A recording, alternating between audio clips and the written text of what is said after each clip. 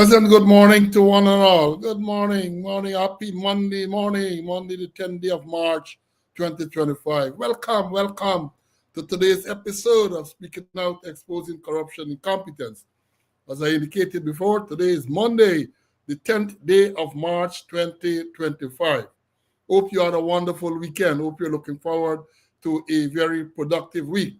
It's good to see you here this morning, first working day of the new week. And again, I want to welcome all of you in the schoolyard. And now that the doors are open, all of you into the classroom. You know, I continue to say, it is always a pleasure to see so many students, so many dedicated, loyal students in the schoolyard. Program was scheduled just shortly before 7 this morning. And you know, when I say 7, we're talking about 7 a.m., which is Eastern Standard Time and Guyana time, because we are now on the same time, Guyana and New York, Eastern Standard Time. We are on the same time zone at this time of the year. So yeah, when the program was scheduled just before 7, people ran into the schoolyard immediately, and we have large numbers. You will see in a short while. I have to apologize because once again, some students who came in early, the comments for those students are no longer listed in the chat, but I was able to make a note of those persons. You know, as I've explained before, let me explain again. Once I schedule the program and I get into the studio, if for any reason you have to come out of the studio, then it happens that several of the earlier students are knocked off. In the case of this morning, the first 30 students who were in the classroom are not listed in the comments, the first 30. But I would normally make a note of those persons. So we have the names, and I'm going to call the names. You know, my colleague, Mr. Conway, is already in the studio. He's always ready.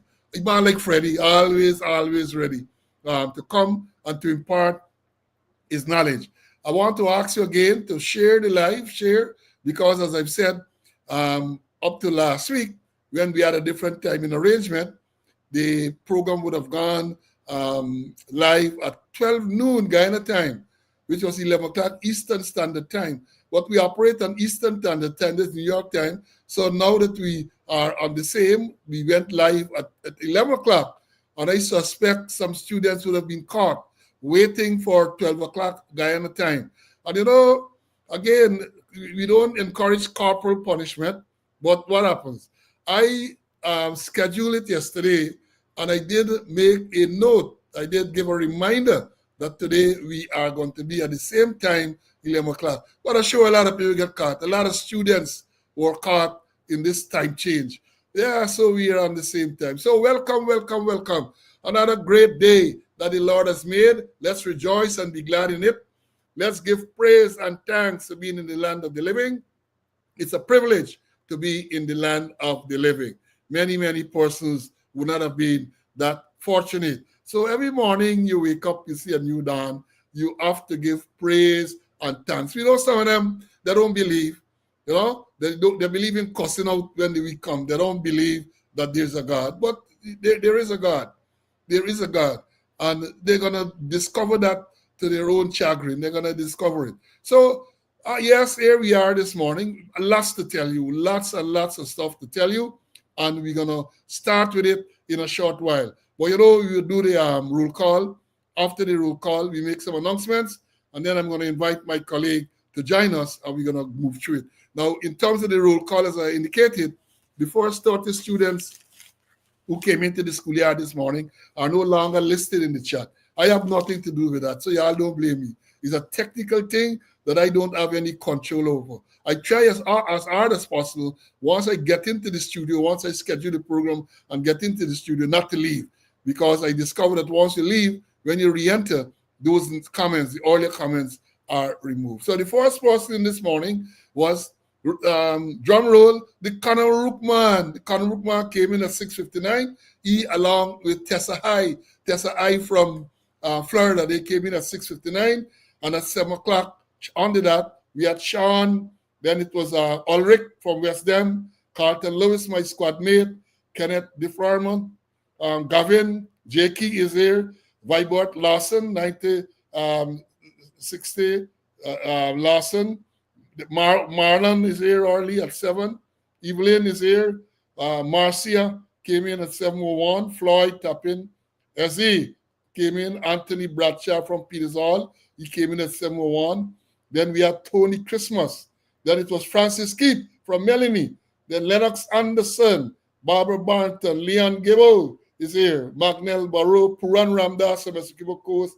Brennan came in at 7:02. Felicia at 7:03. Clifton Stewart from Paris came in at 7:02 as well. Then we came in at 7:03. Then you had Wayne from the UK came in at 7:03. Brian Saul, Court, Glendis Caldera, Gaston Taylor, my squad mate from Canada, and Courtney Saul, they all came in between 7:04 and 7:05.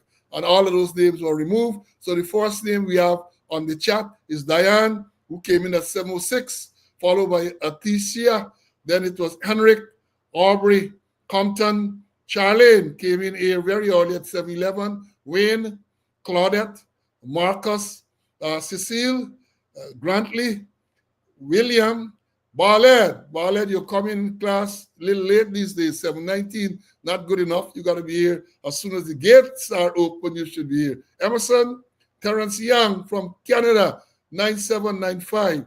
Then it was David, John, Carlisle, Queenie from Brooklyn is here.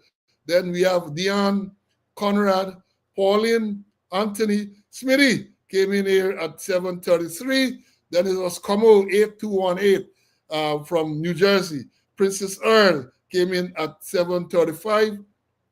Lyndon, Patricia, Heather came in. Then it's Malcolm, Brenda, Maureen, Sheena, Desiree from Georgia, Nicola, Claire, Storm. Can't recall seeing Storm before. Welcome. Marva, Hazel, and look how it goes. Hazel came in, and then the next Hazel came immediately after. They came just 3 minutes apart.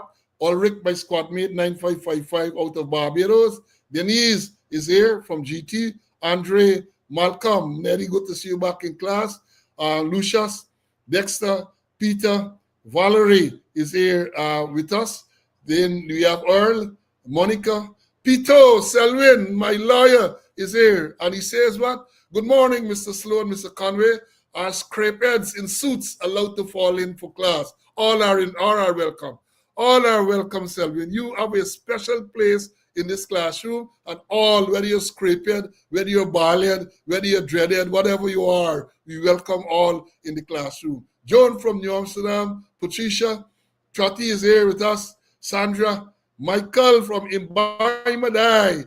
Well, no, this is a Michael from Linden. Sorry, Michael from Linden. Then you have Raul, Moses, Clarence, Yonette, Pastor Smith is here with us. Elton, Annette, Joy, Carl is here.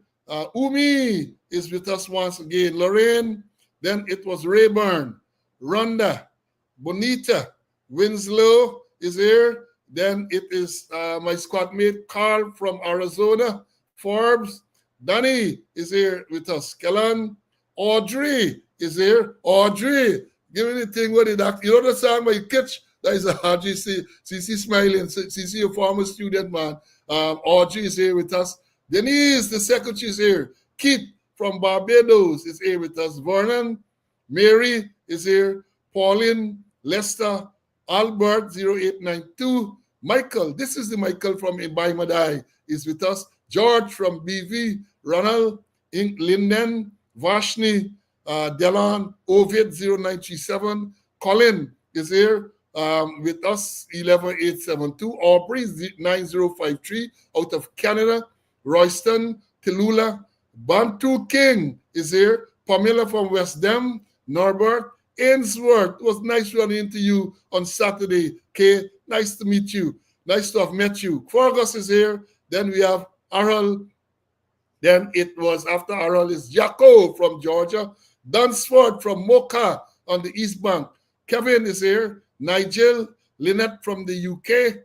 Then it was Lyndon is here. Then Original Black Man, Amanda, David, Uncle Paul is here with us. Vibert from the East Bank is here. Phil, Roy from upstate New York, Schenectady, Monica, Russ, Ricardo, Sharon from the UK, Michael from the Virgin Islands is here. 14126 is here. Then you have a Juna 12538, Nigel, Connolly, Colin from New Jersey, Sean, Marvin, John, Idron, Jono is here, George, 8727, Chilo is in the house, Junior, Joseph, Devian is here with us, Lennox, Dorette, Vorlin, John, Audrey, then it was Terence, then Benji is here, 8948, Joyce, Claude, then after that it was Corinne, Colin is Old Police, 6984, Lorraine, Abera, David, I'll tell you all about the number of students we have, Sharwin, Trevor, Melville, Allison, Trevor, Cheryl, Rastaman, Gordon, Orin from the UK is here. Then it is John from Tennessee, Doreen, my squad mate from Canada. Then after Doris, Clay, Hazel, Pito is here, Karen, R. Crawford. Then it was Winston. Good to see you. Winston said good morning, decided to attend class instead of going to lesson after school. So you would normally watch on YouTube after, but this time he's on the live. Then we have Kerry came in there. And then the first person as back to number one when in the school is Edward. Then he was followed by Don. Yolanda came in early. Joy. Then it was Joyce rather. Then it was Otta. And the list goes on and on and on. Carlton, Popo is here, Brandy, Joan, and the list goes on and on and on. Tell you all about the number of students this morning, almost close to a record number. And we welcome you all. We welcome you. And we're not going to disappoint you. We don't intend to disappoint you. So just share the live, and we are going to do, let me take off Joan. Hold on, let's share the live. Then we're going to, let me make the announcements. I'm going to make the announcements.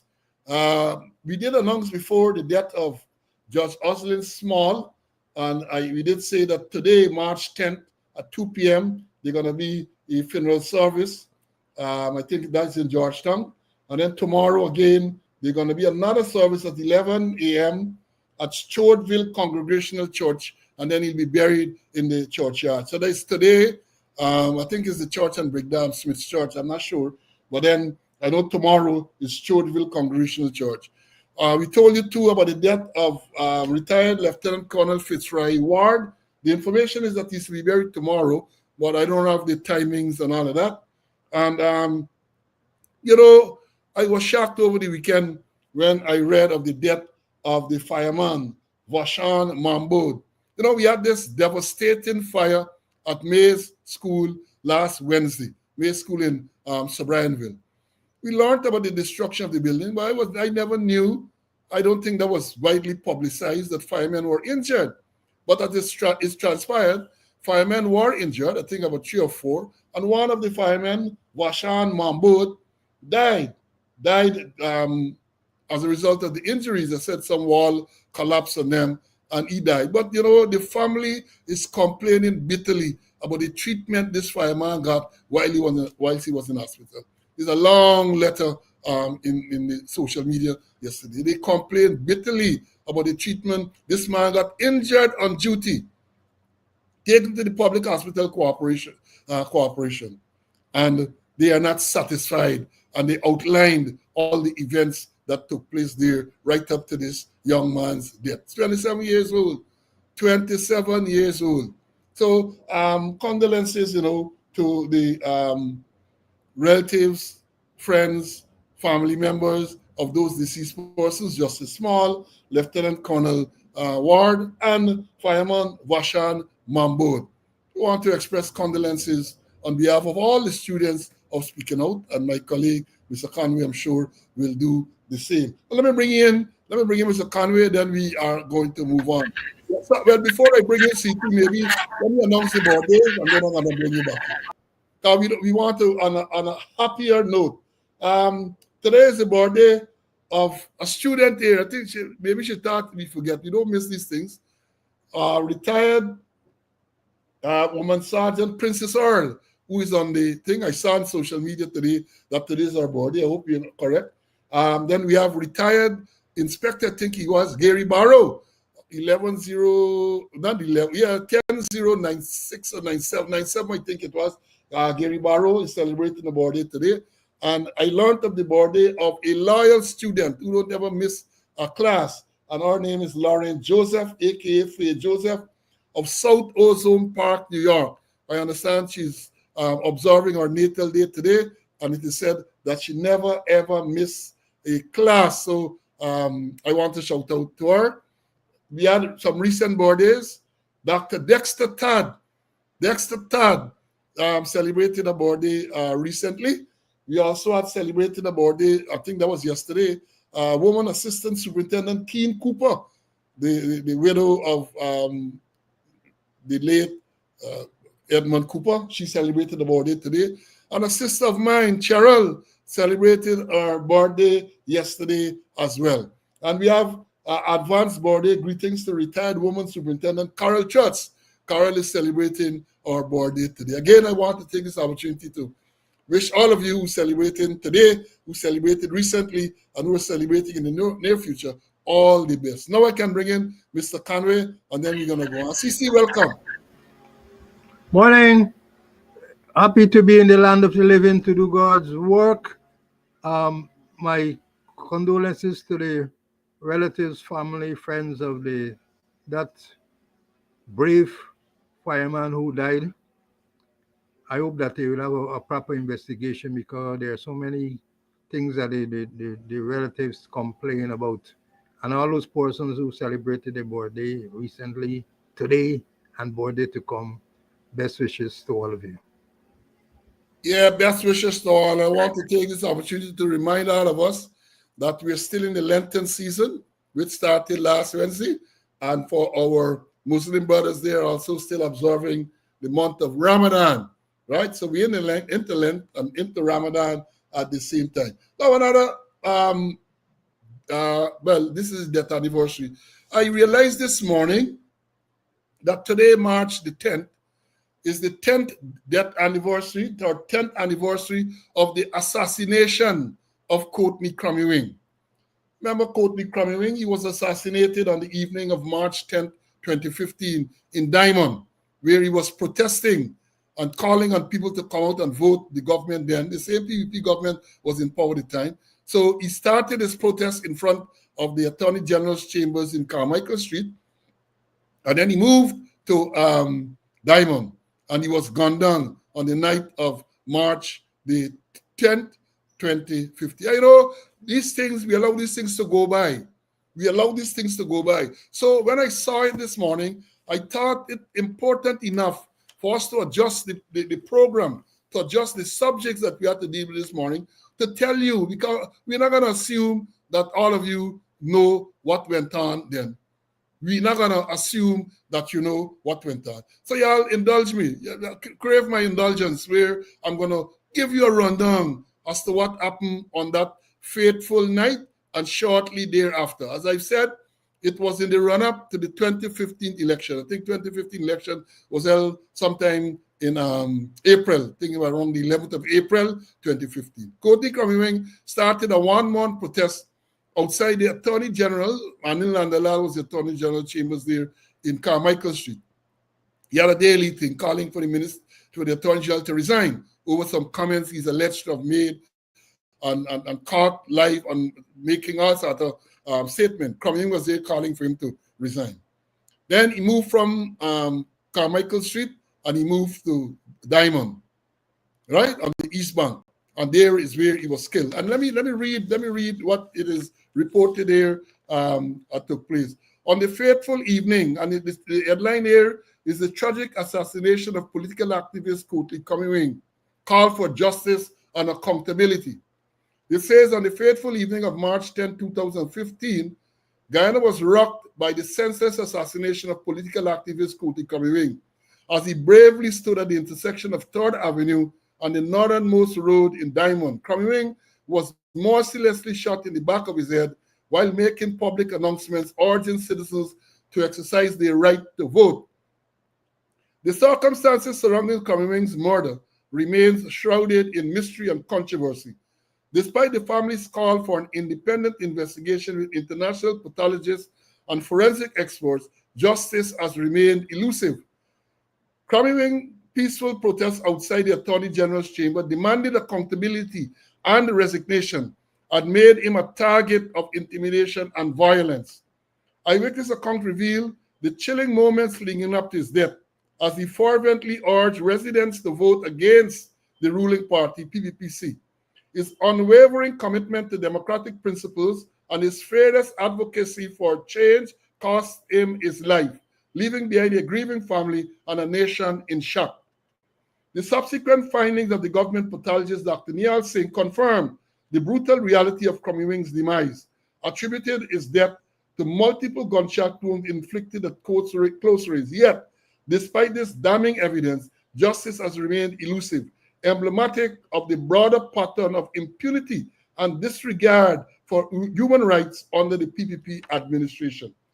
Crum-Ewing's assassination serves a grim reminder of the dangers faced by those who dare to challenge entrenched power and advocate for accountability in Guyana. His tragic death joins the ranks of countless unsolved disappearances and murder, casting a dark shadow over the nation's democratic aspirations. As Guyanese citizens, we must never forget the sacrifices made by individuals like Crum-Ewing in the pursuit of justice and democracy. We owe it to his memory and to all those who have fallen victims to political violence to demand accountability, transparency, and an end to impunity. The legacy of Crum-Ewing serves as a beacon of hope and resilience, inspiring us to continue the fight for a more just and equitable Guyana. Let his memory fuel our determination to create a future where the voices of the oppressed are heard and where justice prevails over fear and intimidation.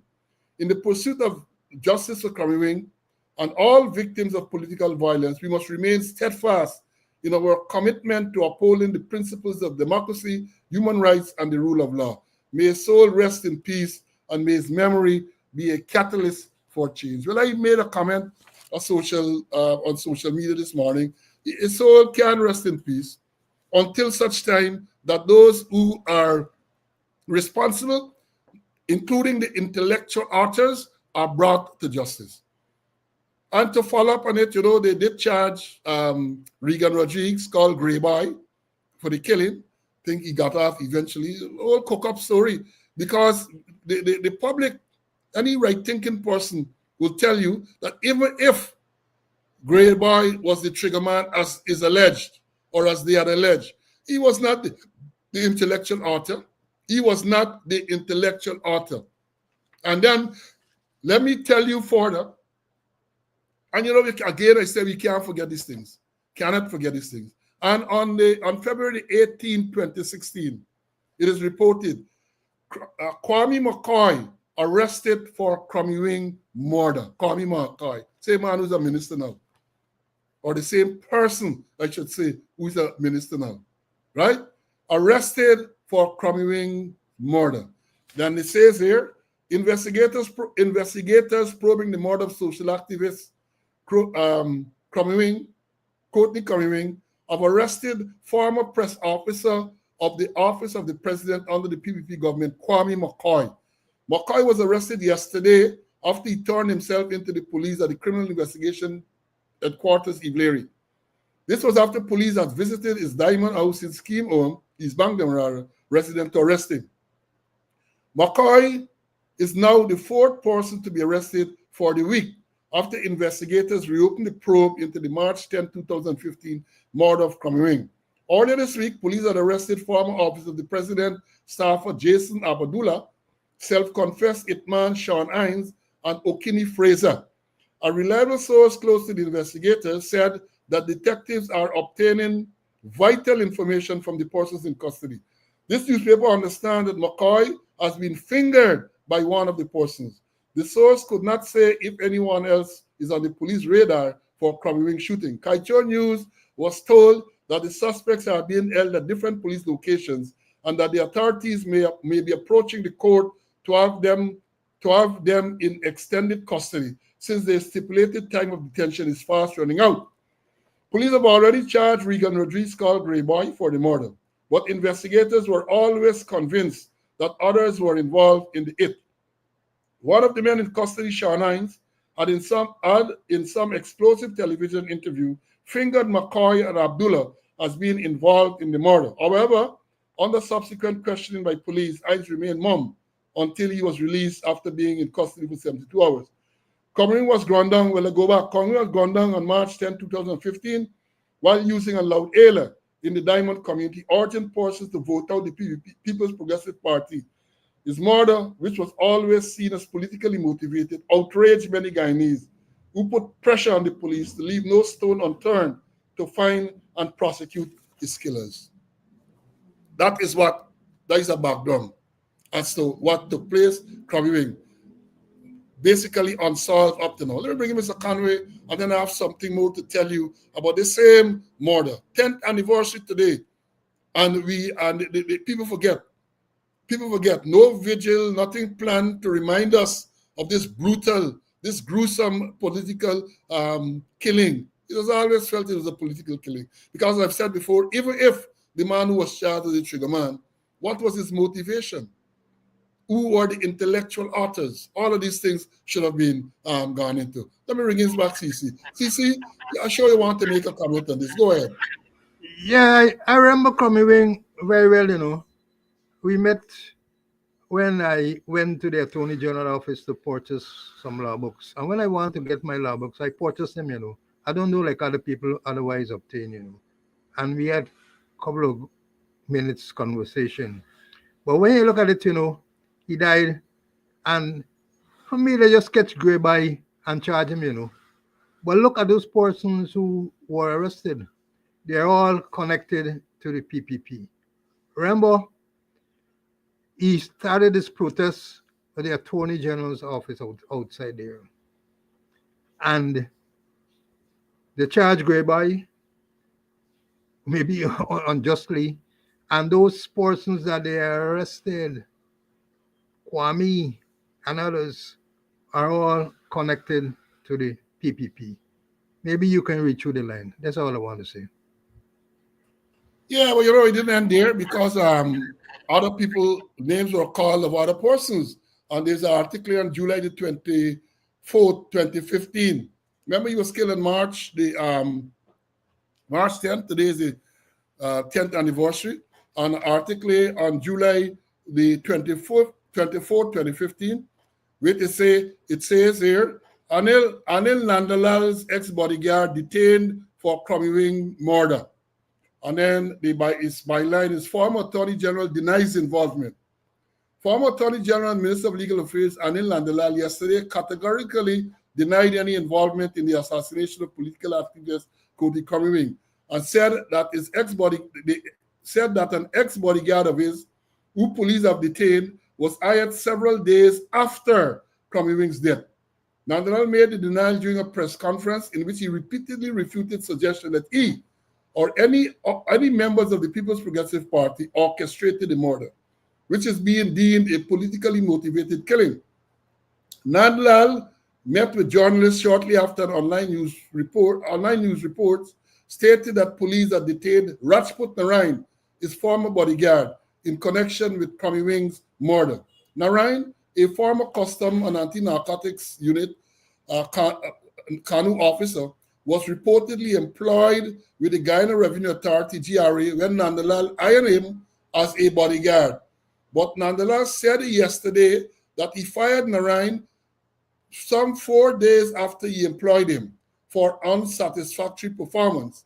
Nandalal said that he did not do a background check on his bodyguard or ask for references because he had assumed Narayan was of good character. He was a former Kanu officer.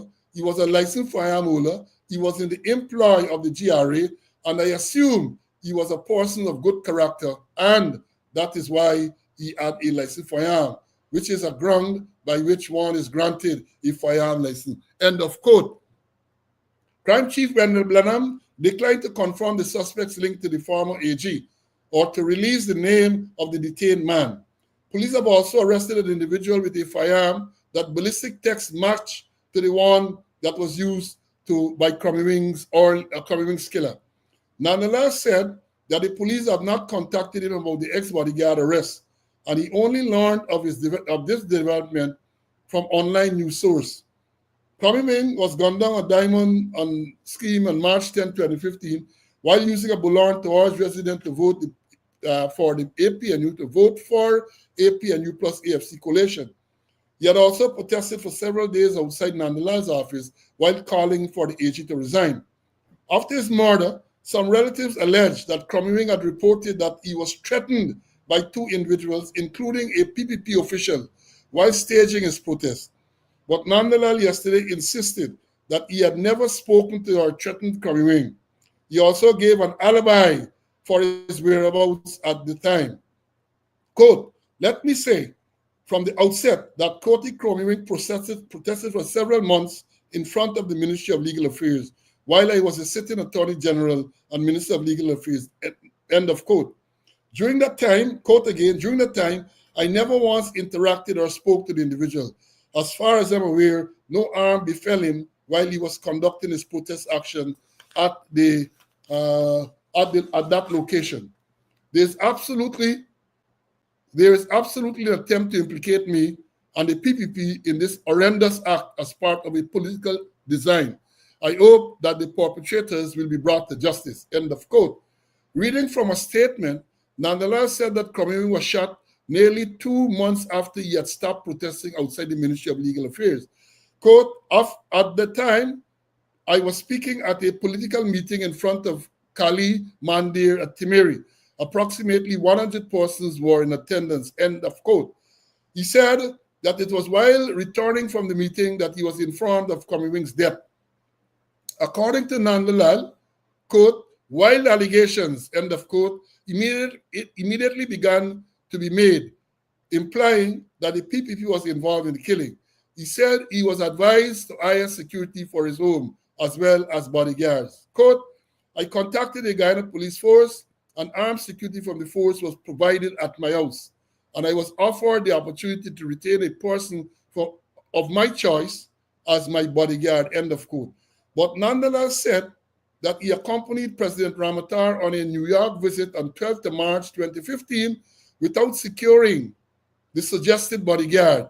He stated that while overseas, he met an old acquaintance, Antar Narain, and the Crum-Ewing issue came up. Antar Narain reportedly told Nandalal that he had a brother in Guyana, Rajput Narain, quote, who is a former Kanu officer and who is a licensed firearm holder and who is a person whom I can trust and that I should consider hiring him, end of quote. He gave, quote again, he gave me his brother's cell number. Upon my return to Guyana, I called the person and arranged to meet and met with him. I never knew him before, never spoke with him before, and never saw him before. I met him on the 15th day of March 2015 for the first time, end of quote. Quote again, I met him in the presence of my driver, who knew him before. He informed me that at that time, he was in the employ of the Guyana Revenue Authority, and I needed to write the Commissioner General and request his secondment. The following day, I did so and he commenced working with me. Quote again, however, importantly, my driver reported that he was disclosing our whereabouts to persons on his telephone. As a result, I told him that I will no longer require his services and sent him away. I took back a vehicle which was assigned to him as a backup to my vehicle. I next requested, quote here now, I next requested from the Commissioner of Police 2 members of the Guyana Police Force as my security detail. 2 officers of the force were assigned to me. They were recalled when I demitted office. After I sent away Rajput, I wrote to the Commissioner General, so informing him. Quote again, I hope I have clearly demonstrated that I only came into contact with Rajput Narain after the death of Courtney Crum-Ewing. I take this opportunity to deny any involvement whatsoever in that incident and to say that there's absolutely an attempt to implicate me and the PPP in this horrendous act as part of a political design. I hope that the perpetrators will be brought to justice. End of quote. Nandalal said that he couldn't recall whether he had seen Narain after firing him. The former Attorney General stated that he, Nandalal, quote, was not a very security conscious person, end of quote, and should have submitted his former security guard to, quote, greater background security prior to hiring him. The former Attorney General said that he is now concerned for his safety in the wake of the stories about the arrest of his ex-bodyguard for Crum-Ewing's murder. Quote, my desire has always been to serve the people of Guyana, and when one looks at the problem that befall you as you attempt to do public service, then you really have to question it if it is worth it, end of quote. Quote, I left a very successful practice to work with the government, and at some point, as a human being, you have to do some introspection to see if it is worth it, end of quote. That is what he says. But before I bring in Mr. Conway, let me read one more thing. Please indulge me. I gotta give y'all a full, you gotta understand where we are with this Crum-Ewing mode, you know. A lot of people will not be following it. So it is our duty to do research and to bring you the credible, valuable information. This is now a news item, Monday, the 27th of March, 2017. Demerara Waves, written by Gary Eliezer. And the headline is, documents show Nandalal lied about man questioned about Crum-Ewing's murder. Right? That's what the Attorney General then said. Let me read it. It's in all the land. Documents residing in the Ministry of Legal Affairs purportedly show that former Attorney General and Minister of Legal Affairs Anil Nandalal might have been withholding facts when he distanced himself from Rajput Narain, his one-time bodyguard, who was questioned about the 2015 execution of political activist Courtney Crum-Ewing. This was disclosed by Attorney General and Minister of Legal Affairs Basil Williams, who told the media over the weekend that Rajput Narain, a person of interest by the Guyana Police Force at the time, sought refuge in the ministry for much longer than had previously been let on by Nandalal. He was speaking to reporters on the sidelines of an outreach in Berbice on Sunday, March 26, 2017. According to the government's chief legal advisor, in pointing to the murder investigation of Crum-Ewing, quote, there was a man, Rajput Narain, who immediately after the murder was taken in by Nandalal. Everyone knows is for protection from the police who might be investigating the matter, end of quote.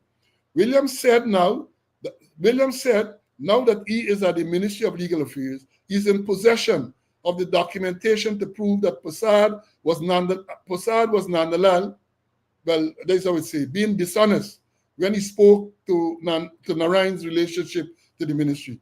According to the Minister of Legal Affairs, Nandalal said, Rajput Narain was only worked with him for 4 days, but I went in as Attorney General, and the record shows that Rajput Narain was being paid for a much longer period than 4 days. Narain was detained by the police following Crum-Ewing execution in Diamond, East Bank, Demerara, but was released. Nandalal has denied involvement in the assassination of Crum-Ewing and said Rajput Narain, his ex-bodyguard, was hired several days after the incident. The Attorney General disclosed further that his predecessor, Nandalal, will be locked up for the alleged theft of law books from the state, a claim Williams has repeated in recent months, for which Nandalal has since threatened to sue. According to the Attorney General, Nandalal stole government money to do fertility tests for himself. He then stole our law books, and he will get locked up for the law books. He charged further, quote, if anybody else claims that they give him permission to steal government property, they will get locked up also, end of quote. Nandalal over the weekend met with media operatives and claimed ownership of the books referred to by Williams. According to Nandalal, the then President Ramatar approved as part of his contract as Attorney General the payment for his subscription for the Commonwealth law report to be done by government. The substantive Attorney General contends, however, quote, there is nobody that could get criminal immunity from criminal acts in this country. End of quote. So I gave you all a mouthful there. To recap quickly, Courtney Crum-Ewing was gunned down on March 10th, 2015, Diamond, right? He was there urging people to vote out the then government, the PPP government. In other words, he was urging them to vote for the coalition, APNU plus AFC. He was shot and killed while doing that. Prior to that, he mounted a one-man protest outside the Attorney General, who was then an Inland office in Carmichael Street. He was gunned down. Following his killing, they arrested Courtney McCoy and others as suspects in this murder. Then, as I just read, it was being implied that the Attorney General then might have been involved, and he gave a statement that he denied. He gave a press conference, and he denied. But the murder are still left unsolved because, as we said they charged Regan Rodriguez, called Grey Boy, for the murder because I think, if my memory serves me correct, they carried out a search at Grey Boy's home somewhere in Royville and said they found a gun, unlicensed firearm, and when they did the ballistic check on that firearm, it showed that that was the gun used to kill Crum-Ewing. That, in essence, what it was. The question remained, even if Grey Boy was the trigger man, even if he did the shooting, what would have been his motive for killing this political activist? And who would have been the intellectual authors? These questions got to be asked and got to get answers.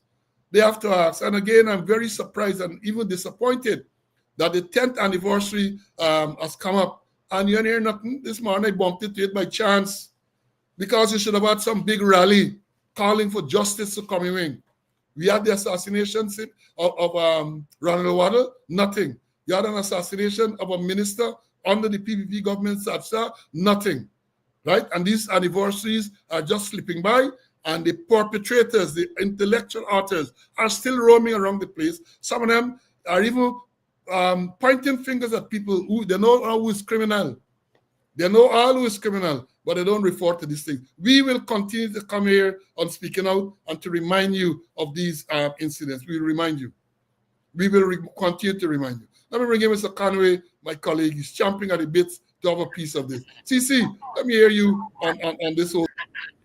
Yeah, as we mentioned, the charge Grey Boy, and you asked the question, did Grey Boy have a motive?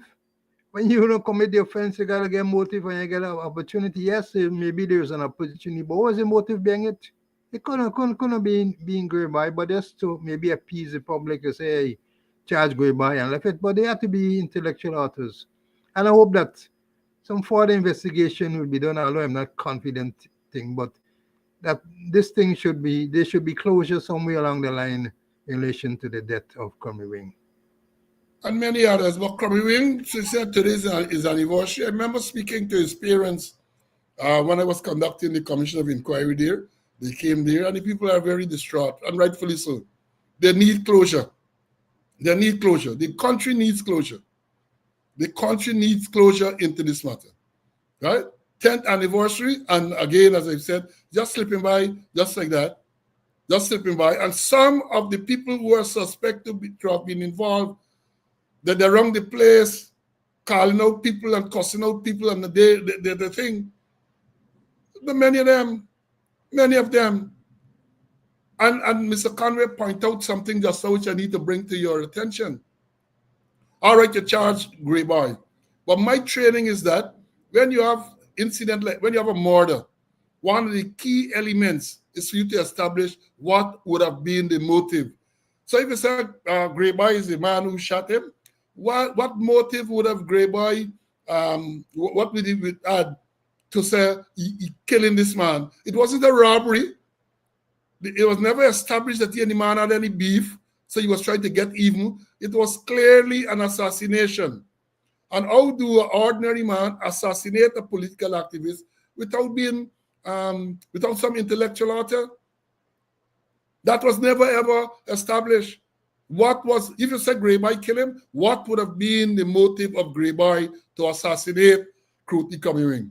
What would have been his motive? Because again, when you do that investigation, is one of the first thing you want to know, what would be the motive for this man's death.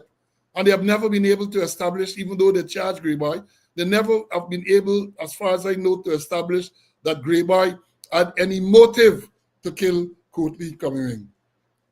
But there's a God. Some of them don't believe, but there's a God. And he knows.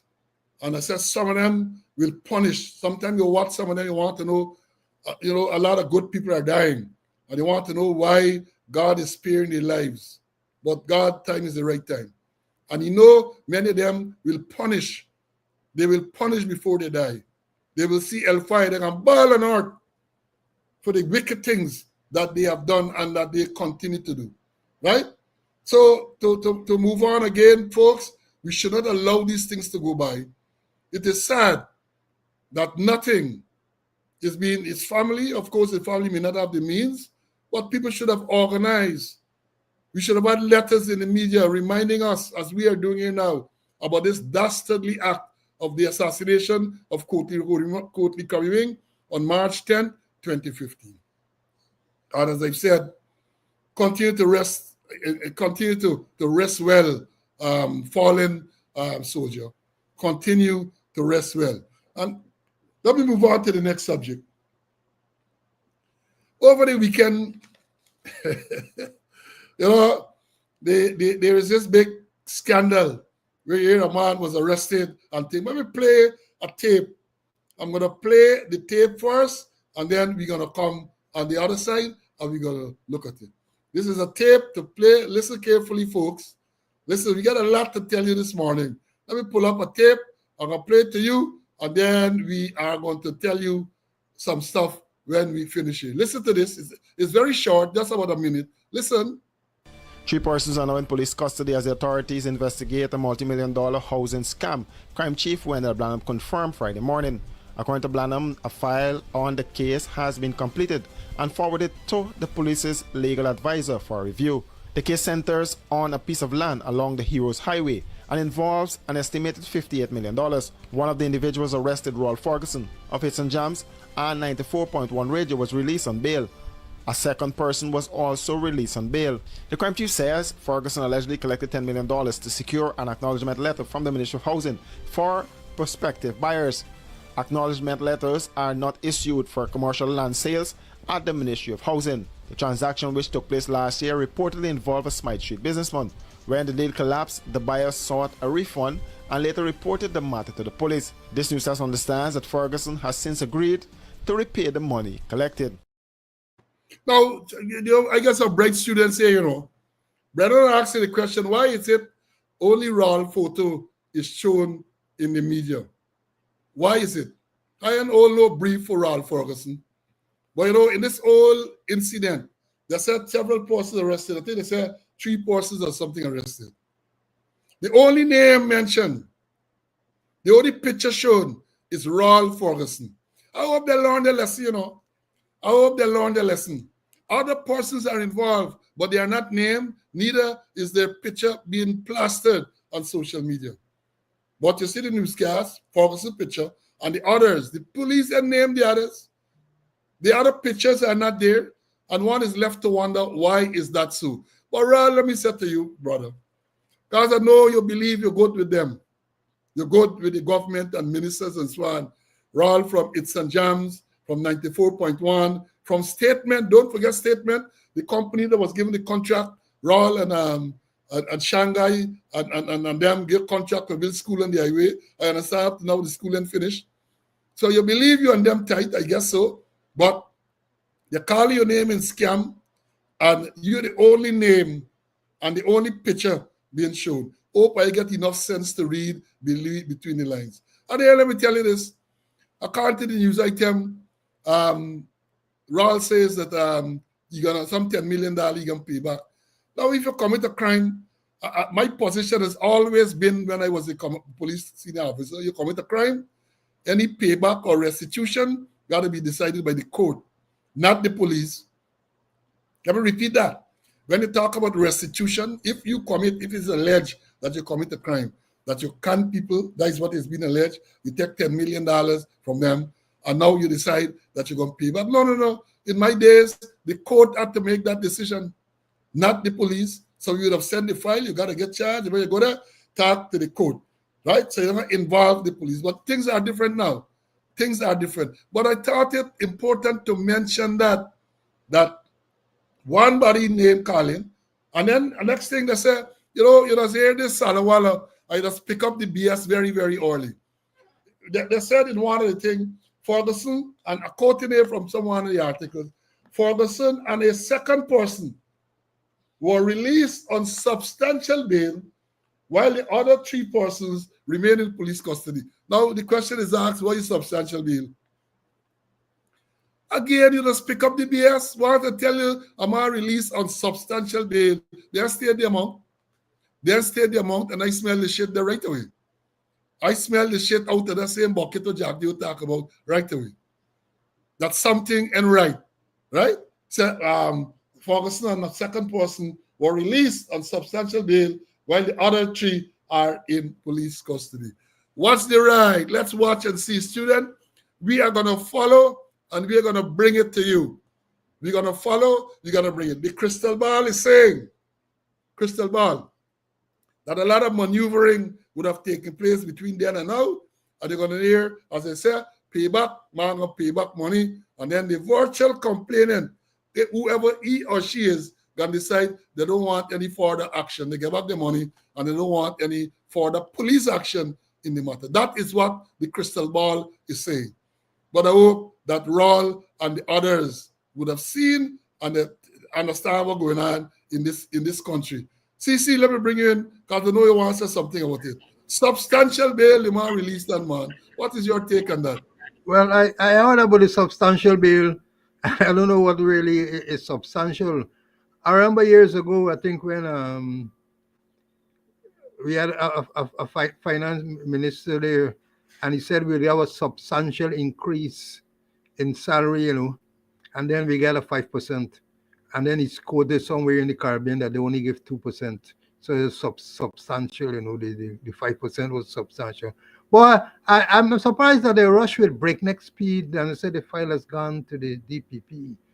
Perhaps the tables are turning. And I want to suspect that more other things will emerge from another level. That one big one is going to emerge very shortly.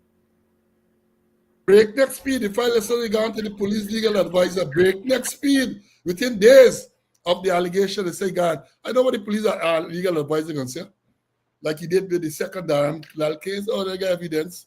The man has made restitution, or he has promised to make to pay back the money, and therefore there is no need to pursue it any further. That is what's going to happen.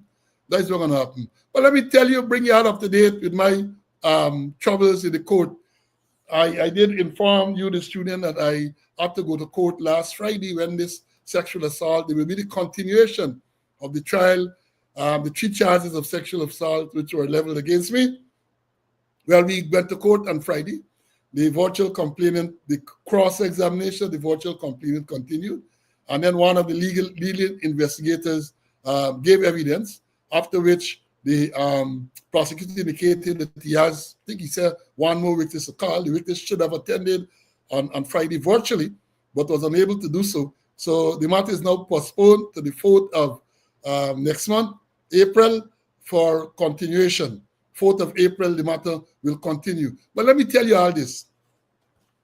Going to the courts over the past couple of weeks in particular, in person, I have seen certain things which I couldn't believe.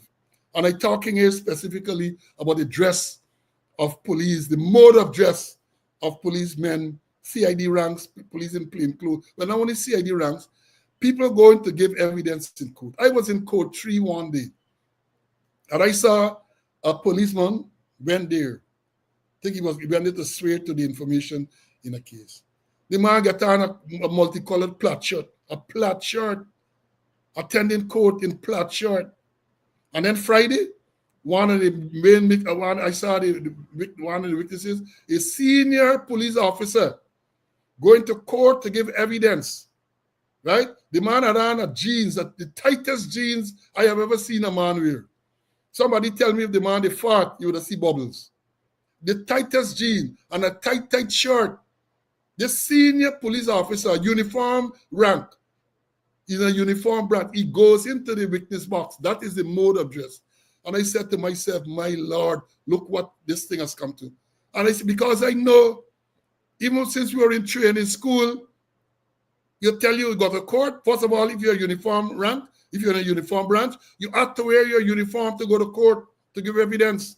And you were taught how to go. You go into the box, you salute the magistrate, you take off your hat, you hold the Bible or whatever holy book you swear. After you swear, you put back your address on. And then you proceed to give your... That is what we were taught.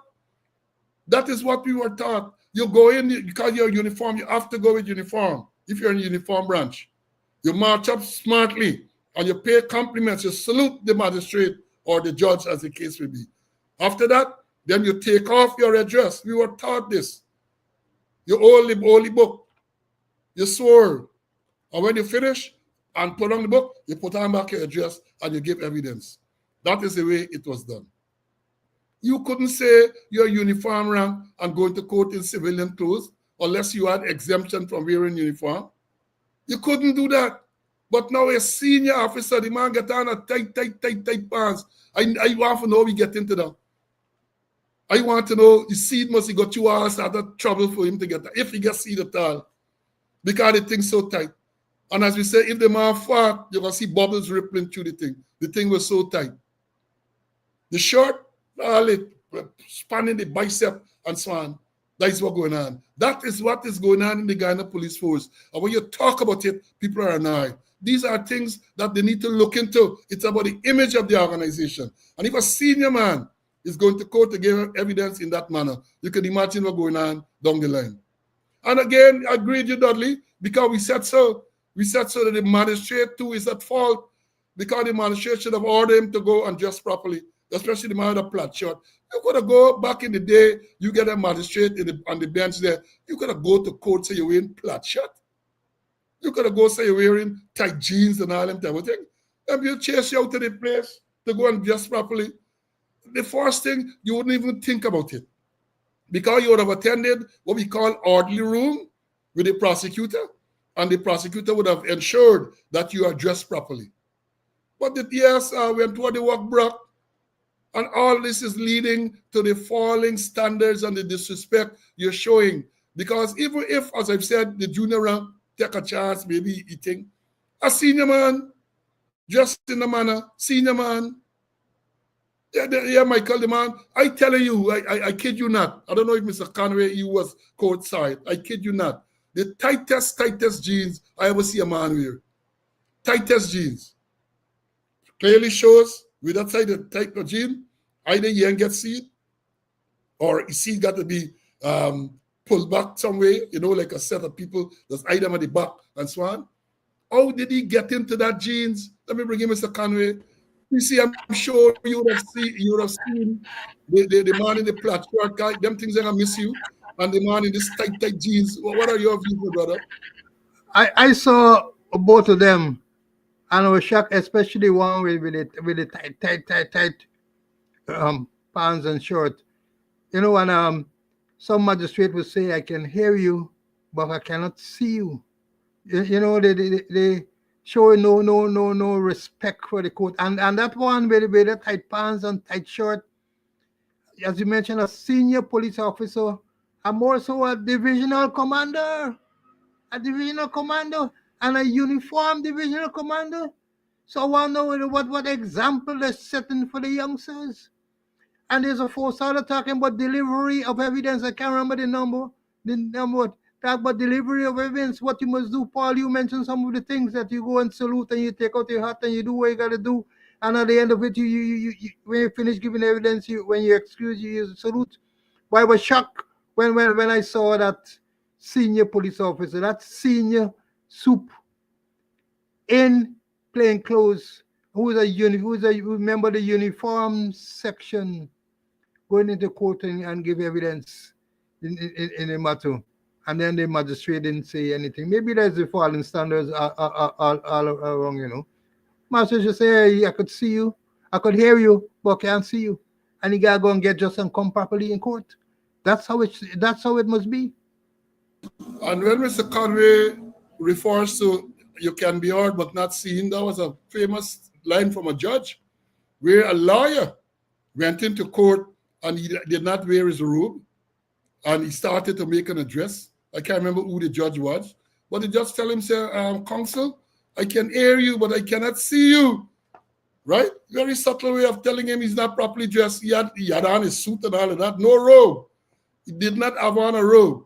And the judge said, counsel, I can hear you, but I cannot see you. That is in other words, telling you, you are not properly attired to be before me. You are not properly attired. I think the lawyer had to run and get dressed. Standards are falling all around. Standards are falling. And when you point it out, people just vex with you. And not only standard falling, remember some time ago we tell you about all the posts, them like posts along Aubrey Barker Street fell. And then after that, they post along Stretch Avenue. One fell upon the Cliff Anderson Sports Hall. So posts are falling. But not only posts are falling. Look, this is Bartley Castellin. About 2 weeks ago, a newly built ramp at the Bartley Castellin. Some truck come off the thing there. Whoop, look what happened there. Look what happened. And I sure is millions and millions of we taxpayers' money would have been spent for the lamppost that falling down and the this ramp that they built. And at the end of the day, who will be held accountable? Nobody. Them same contractor getting back work and all this everything. That is what is going on. Falling standard, corruption galore in the place. Corruption. That is what is happening. And when you talk about corruption, you talk about crime, they just tell you, oh, they come out, they're just coming out, as we said. And y'all don't blame me. I know one time when I said coming out, one of the trolls come and said me I know English and so on. When I meet this, I quoting a senior man coming out. They're just coming out and tell you all kind of things. They're just coming out. Right? So let's see what's going on. Falling pole, the stellium broken down, and so many people talk about the roads and all these biscuit roads that they're making. Some of the things in the village, you can't call them road. They are walkway. They are walkways. That is what they are, walkways. Right? Now let me come to another issue. This one over the weekend, man, taking traction. I'm talking about the issue involving the Muhammeds. The issue involving the Muhammads. I guess that is the most topical issue at this time. As I said last week, Wednesday, when we last met, Thursday, Inidan Chimakume. It was a big bacchanal just the other day with Inidan Chimakume. And the crystal ball is working, I was proved to be correct. Big news now. I know they call it a press conference. I call it a boozing out. They call it a press conference. I don't know. I know many of you would not have had the opportunity to see it or to listen to it.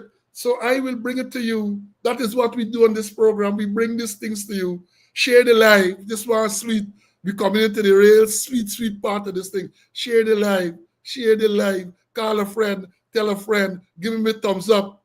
Give me a thumbs up to tell me that you appreciate what we're going on so far. Give me a thumbs up. So here we go. Let me play this one to you. Let me play this one. Just about 4 minutes long. So in the meanwhile, you get your thing, share, and listen to what went on last week, Thursday. The big bacchanal, just the other day. Big bacchanal just last week, Thursday.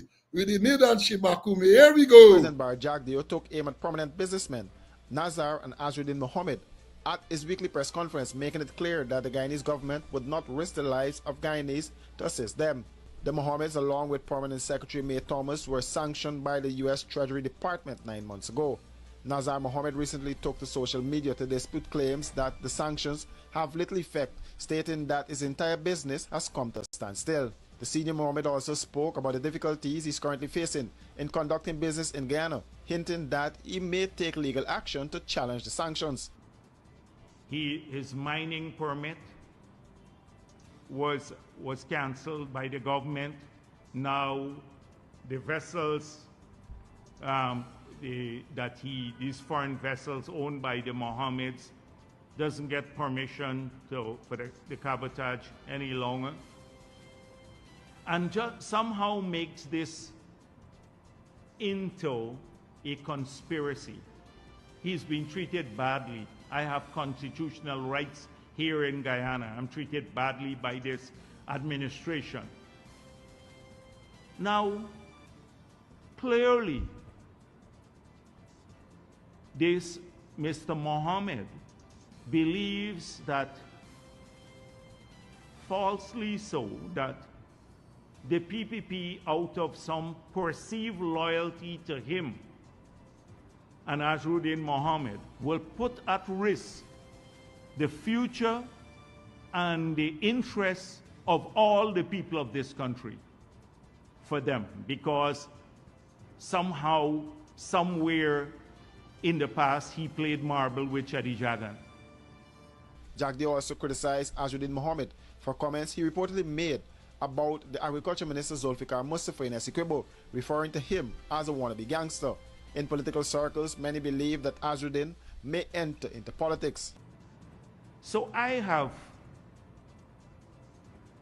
met Azruddin Mohammed on a few occasions. And I think he is a wannabe gangster who can string two coherent thoughts together. And if he had to confront APNU, he would shit a bucket load.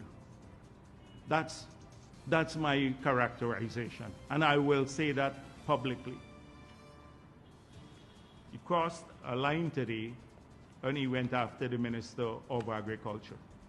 A person who I know been working in the sector day and night. Day and night.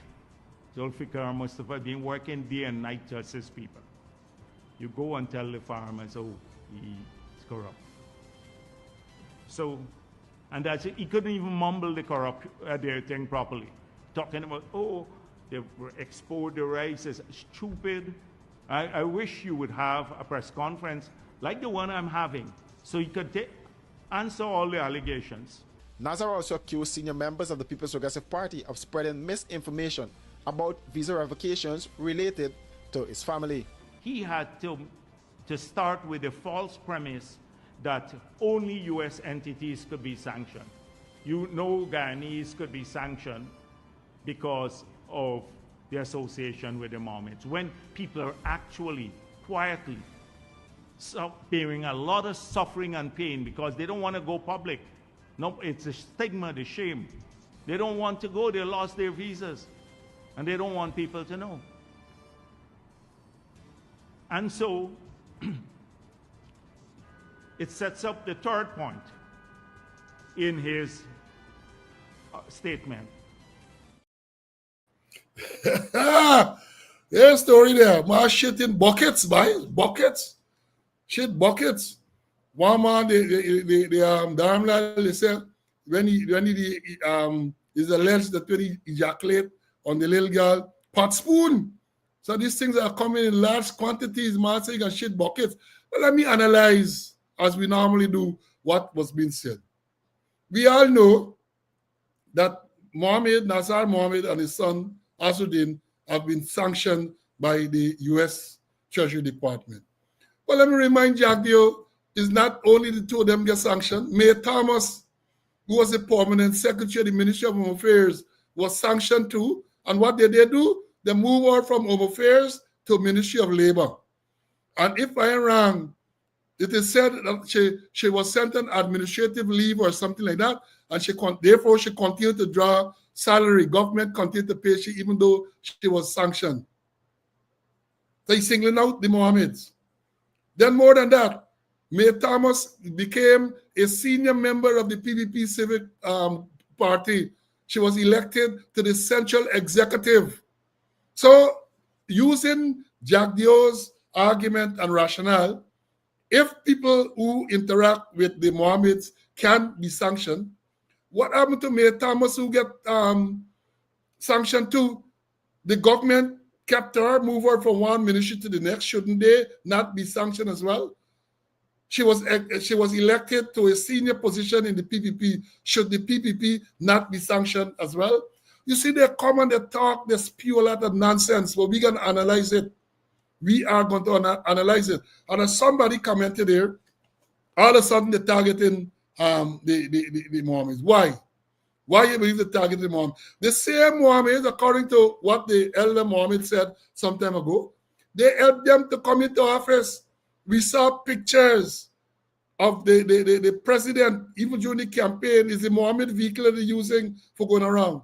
When the president went to his inauguration at the Natural Culture Center, it's a vehicle owned by the Mohammeds, drove him there, and then he came and he told a lie to say, well, once he became president, he never used the vehicle. He admitted that he used it before. But I showed a picture, I don't have it here now, where the pickup belonging to the Mohammeds had the presidential crest in it, which means that he was using the vehicle after he became president. But all of a sudden now, the Mohammeds, I know why? It is my view because the Muhammad, Azruddin Muhammad has become very, very popular. Everywhere he goes, dozens of people come out to greet him. So much so that they're trying to falsify and fabricate rape allegation against him and all of that. They are shitting buckets. They are shitting buckets because a man has emerged that can challenge them. And as we have seen, this is not only challenging them based on ethnic preference, but we see them all going places. It's Indian and black people, Amerindian people, everybody embracing them. And that is what is causing them to shit buckets. That is what they're causing them to shit buckets. And what happens? As is customary, see, I got to go back into history to bring y'all up to date, you know. Some years ago, when Chandran and Ryan Sharma emerged as a popular figure, they did the same thing, they attacked as other thing. C.N. Sharma, one of the supporters, Mata Prasad, cross the river, Kof Sharma. That's the first time I realized Sharma used to wear a toupee. Mata Prasad, Kof, because Sharma going, I think it's canal number one canal and campaigning, right? For the time Sharma emerged as a popular figure, they attacked Sharma relentlessly. Now that Azruddin has emerged as a very popular, the man has say he running yet. Yes, say he running, but people are calling on him to enter the race. So they're doing everything now. So what you get, what you have, let me read this one. 4.5 years later. 4.5 years later, hear what it says. This is HGP Nightly News. Weeks after Vice President Barjagdio hinted that the Guyana Revenue Authority will be looking into the Mohammed's family, the tax agency now wants businessman Azruddin Muhammad to pay more than $900 million for 4 luxury vehicles, four luxury vehicles will be seized by the tax agency. 4 years after Mohammed family acquired the vehicles, the GRA is now saying that it has found discrepancies in declared values and breaches of tax exemption conditions. Additionally, a Ferrari owned by remigrant Hannah Mohammed, the sister of Azruddin Mohammed, has also come under the radar of the Guyana Revenue Authority. The GRA is now claiming that Hannah Mohammed has failed to meet the required residency period, did not present the vehicle for periodic checks, and was not using it as intended under the terms of the exemption. Contacted for a comment, Hannah Mohammed, who now resides in Guyana, says she believes that she and her family are being unfairly targeted by the Guyana Revenue Authority. Quote, what about others who are indeed abusing the remigrant scheme? End of quote. Why only now? The woman questioned. However, it was the very GRA who, after all the checks and balances, has declared that the luxury vehicles owned by the Mohammeds were okay to process. A top-level source familiar with an investigation into the Mohammeds family would only say that the GRA received certain instructions that must be carried out. Let me read about. This is saying that a top-level source who is familiar with the investigation into the Mohammeds family would only say that the GRA, that's the Guyana Revenue Authority, receives certain instructions that must be carried out. The GRA has given the Muhammad's family 14 days to either pay the outstanding taxes or submit documentation proving the accuracy of the declaration. Now, I'm not surprised. I am not surprised. The man said I got instruction. We got to be followed. Now, who would give the GRA instructions to go after the Mohammeds? 4.5 years after these vehicles were declared. 4.5 years after they would have done the checks and decided. Let me tell you this. I had an experience some years ago where I brought in a 4x4. A vehicle, I'm not sure it was a 4x4. But I got the vehicle, I bought the vehicle in Florida and got it at a real good price, a right-hand drive vehicle. Y'all know in Fort Lauderdale, Auto Terminal. I went there and I bought it. Get it at a real cut-down price. When it came into this country and the GRA looked at it and assessed it, they assessed it above what the invoice said. They assessed it above, and I had to pay the requisite duty at that time. Well, not full, I get duty free, but whatever other money I had to pay based on what they assessed. So wait, they didn't assess these vehicles belonging to the Mohammed, just take what they said as face value. But now they are coming after the Mohammeds because what they said is that the man said that they were given instructions that must be carried out. I am surprised.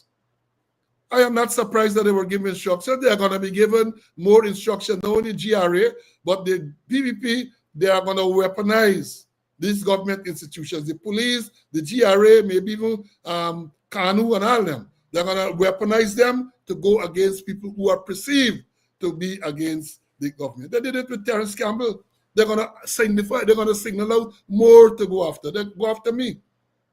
They're going to do that. Even though I'm not a politician, they go after me. But let me say this before I bring in Mr. Conway. You're claiming that this man owes $900 million, which has to be paid within 14 days, or you're going to seize the vehicle. The vice president and all you are saying that this man is sanctioned, can't do business with no bank or no. So where you get to this $900 million, even if he wants to pay, where you get to this $900 million from? Y'all tell me and all are bright. Even though I didn't go to that university across the river, me and all are bright. Me's a little stupid guy from BV back damn side. But I'm saying this, you, Jack Dio, just told us that the Mohammeds are sanctioned, which we know. And he's claiming that nobody can do business with them because they too are likely to put themselves in jeopardy, which let me agree. So therefore, if you are saying, GRA, that the Mohammeds owe you $900 million in revenue because they undervalued these 4 luxury vehicles, explain to me, if the Mohammed decide, well, all right, you're right, I'm going to pay you. Where is this money coming from? With regards to the fact that you said they get sanctioned, where? Explain to this stupid country by where. Let me bring you Mr. Conway. CC, I'm sure you want to get a little back in. Go ahead, my brother. Yeah, man. It is well known, public knowledge, that the PPP government and the Mohammeds were extremely close, and close in a big way. And I would be surprised if they had preferential treatment for those, for the importation of those vehicles. I wouldn't be surprised.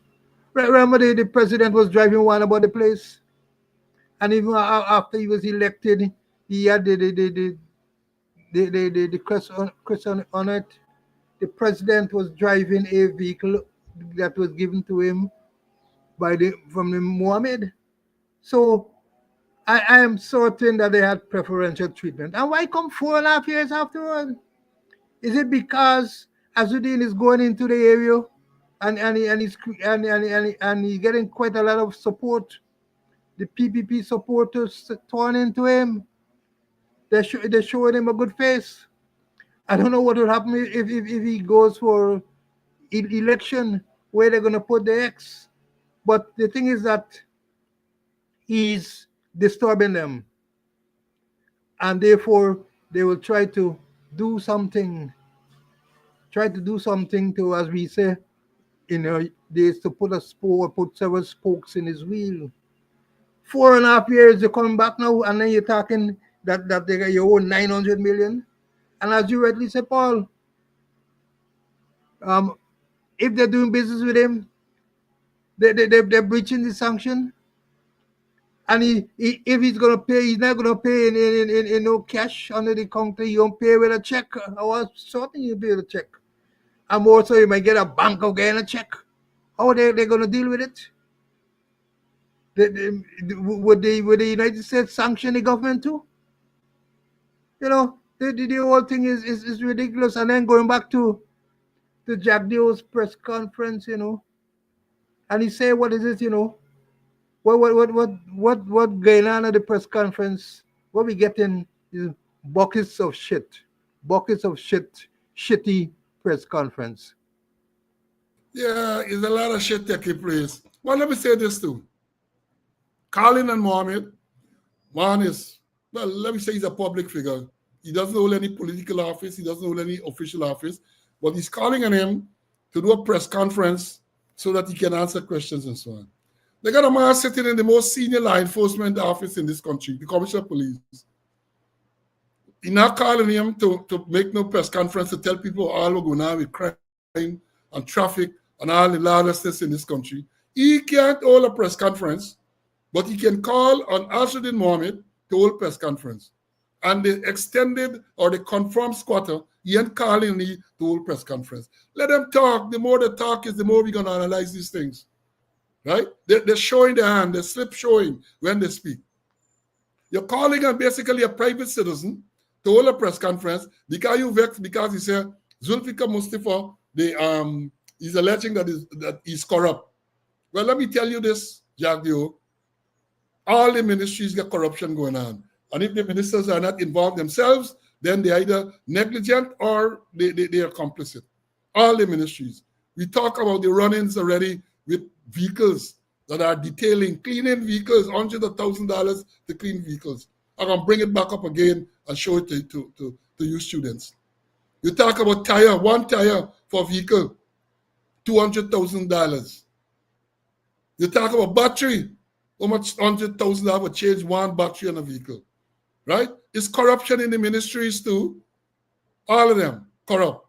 So I don't know what you're jumping up for. You all ban the word corruption in Parliament. People can't say corruption in Parliament. The Speaker banned the word. Well, let me tell you something. You can come out as much as you want. President, the Minister of Home Affairs, Robeson, the extended squatter, the confirmed squatter, y'all could come, Blanham and all y'all could come and tell people, oh, crime is under control and all of that. You could come with your salawala. The agencies that look at these things, no different. They're no different.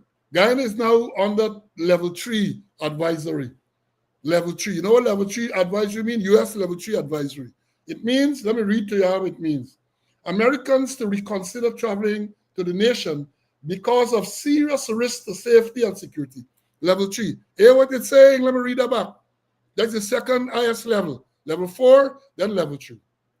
Level 3 is saying, right, that, and Guyana is in level 3 along with Jamaica, Trinidad, Colombia, Pakistan, 23 countries.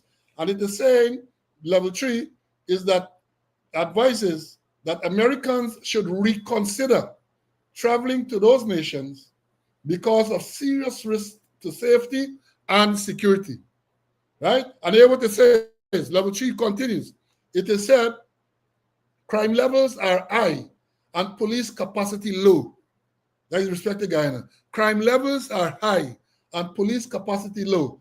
There are frequent armed robberies, hold-ups, carjackings, and other violent crimes, often involving 2 or more attackers.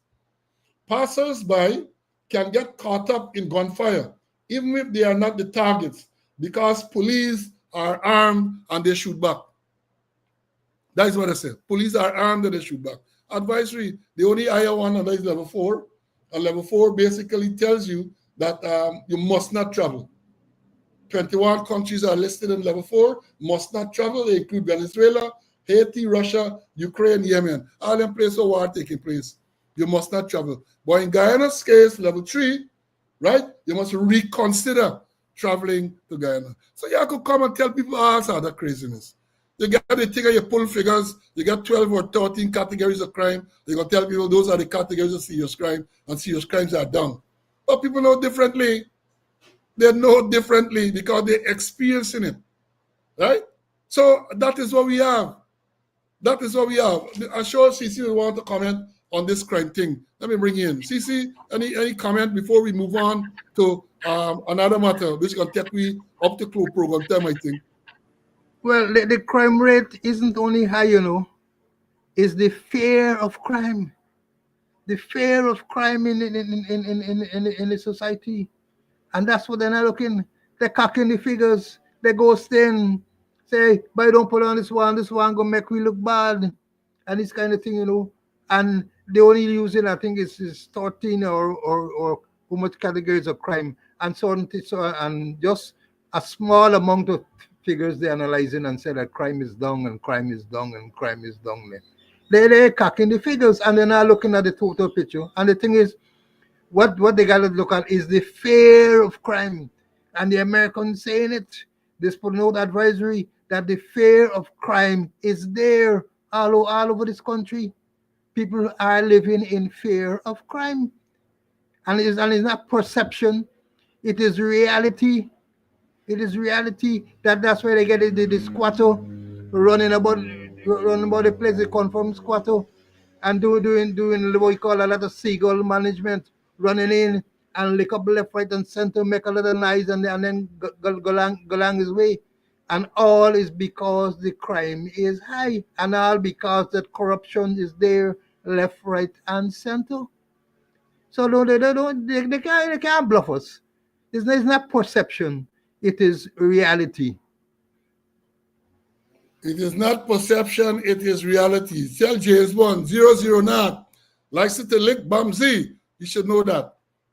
That is not perception, Bond. It is reality. People live in it. People are living it. Now let me come to this other subject. Police promotion.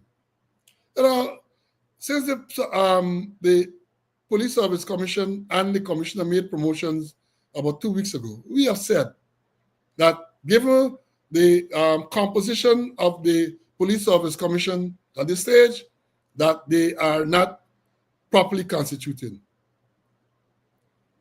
The Attorney General came out a few days ago with a statement, taking a lash at we, take a dig at we. Let me read what he said, what he's reported to have said. He came here, it is born out of ignorance. AG dismisses claim of unlawful police promotions. Attorney General and Minister of Legal Affairs Anil Nandalal SC has rejected claims that the recent promotions within the Guyana Police Force, as recommended by the Police Service Commission, are unlawful. He described the assertion as baseless and rooted in ignorance. Nandalal clarified that those questioning the legality of the promotions are misinterpreting a ruling made 2 years ago by the acting Chief Justice Roxanne George. In that case, Opposition Leader Arvin Norton challenged the legitimacy of the Police Service Commission at the time on the grounds that it was not properly constituted due to the absence of a chairman. The Chief Justice ruled in favor of that argument, stating that the commission cannot be lawfully constituted if a key member is missing from the outset. However, Nandal argued that the current situation is different. Quote, those who are saying that the commission is not properly constituted now are saying that because a member passed away, the entire commission is unlawful. That is not the ruling of the Chief Justice, end of quote, he asserted. He explained that the PSC was fully constituted when it was sworn in, and the death of a member merely creates a vacancy, which does not invalidate the commission's authority. He added that the Constitution explicitly states that the PSC can continue to perform its function despite such a vacancy. Moreover, Nandalal took a jab at non-legal commentators who, according to him, are misinforming the public about legal matters. Quote, these subtle principles are lost on those who want to shape public opinion but have no legal competence to draw attention to themselves. They make bold claims that have no legal basis, end of quote, he said. He further urged journalists and members of the public to refer directly to the Chief Justice ruling or seek legal guidance rather than rely on uninformed opinions circulating on social media. Well, it's clearly Nandalal taking a jab at speaking out and slow on Conway. So let me go through this thing. Let me bring in Mr. Conway, and let me bring in Mr. Conway, and let Mr. Conway tell us what his views are. CC, go ahead, my brother. You go. You but first. Let me put things in proper context, and talk about the Police Service Commission, the composition of the Police Service Commission. And unlike Landalal, I read in what the Constitution said. 210.1 said the Police Service Commission shall consist of a chairman appointed by the president acting after meaningful consultation with the leader of the opposition from among members appointed under subparagraph C. B, the chairman of the Public Service Commission. And four members appointed by the president upon nomination by the National Assembly after it has consulted with such bodies as appear to it to represent the majority of the members of the police force and any other body it deems fit. So the thing is that the Police Service Commission has got to get 5 members. That is mandatory. It says shall. It doesn't say will. And shall is a command. 4 members from nominations from the National Assembly, from which the president, after meaningful consultation, will select a chairman, and the chairman of the Public Service Commission. So we're talking about 5. We had a case where the chairman of the Public Service Commission was not appointed, and therefore he's not appointed as a member, as a chairman of the Public Service Commission. Therefore, he could not have become a member of the Police Service Commission. And I recall Aubrey Norton challenged that, and also Aubrey Norton also challenged that it was unconstitutional. It got to get 5 members. It only had 4. Made it very clear. And Chief Justice Roxanne George ruled. She heard the matter. And in paragraph 116.6 of our written application, this is what the Chief Justice said.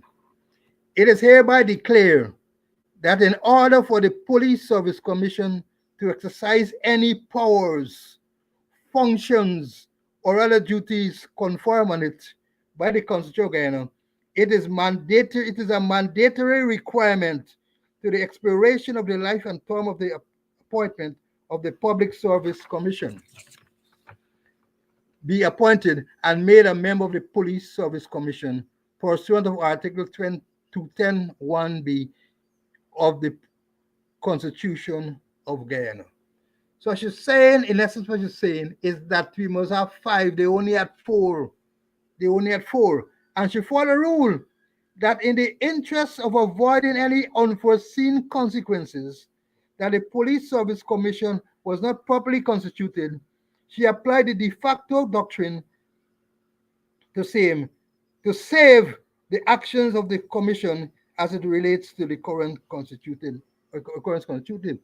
Now, she used the de facto government to save it because it's based on unforeseen consequences. If she had allowed, because remember the Service Commission had made several appointments, and she's saying the consequences would have followed.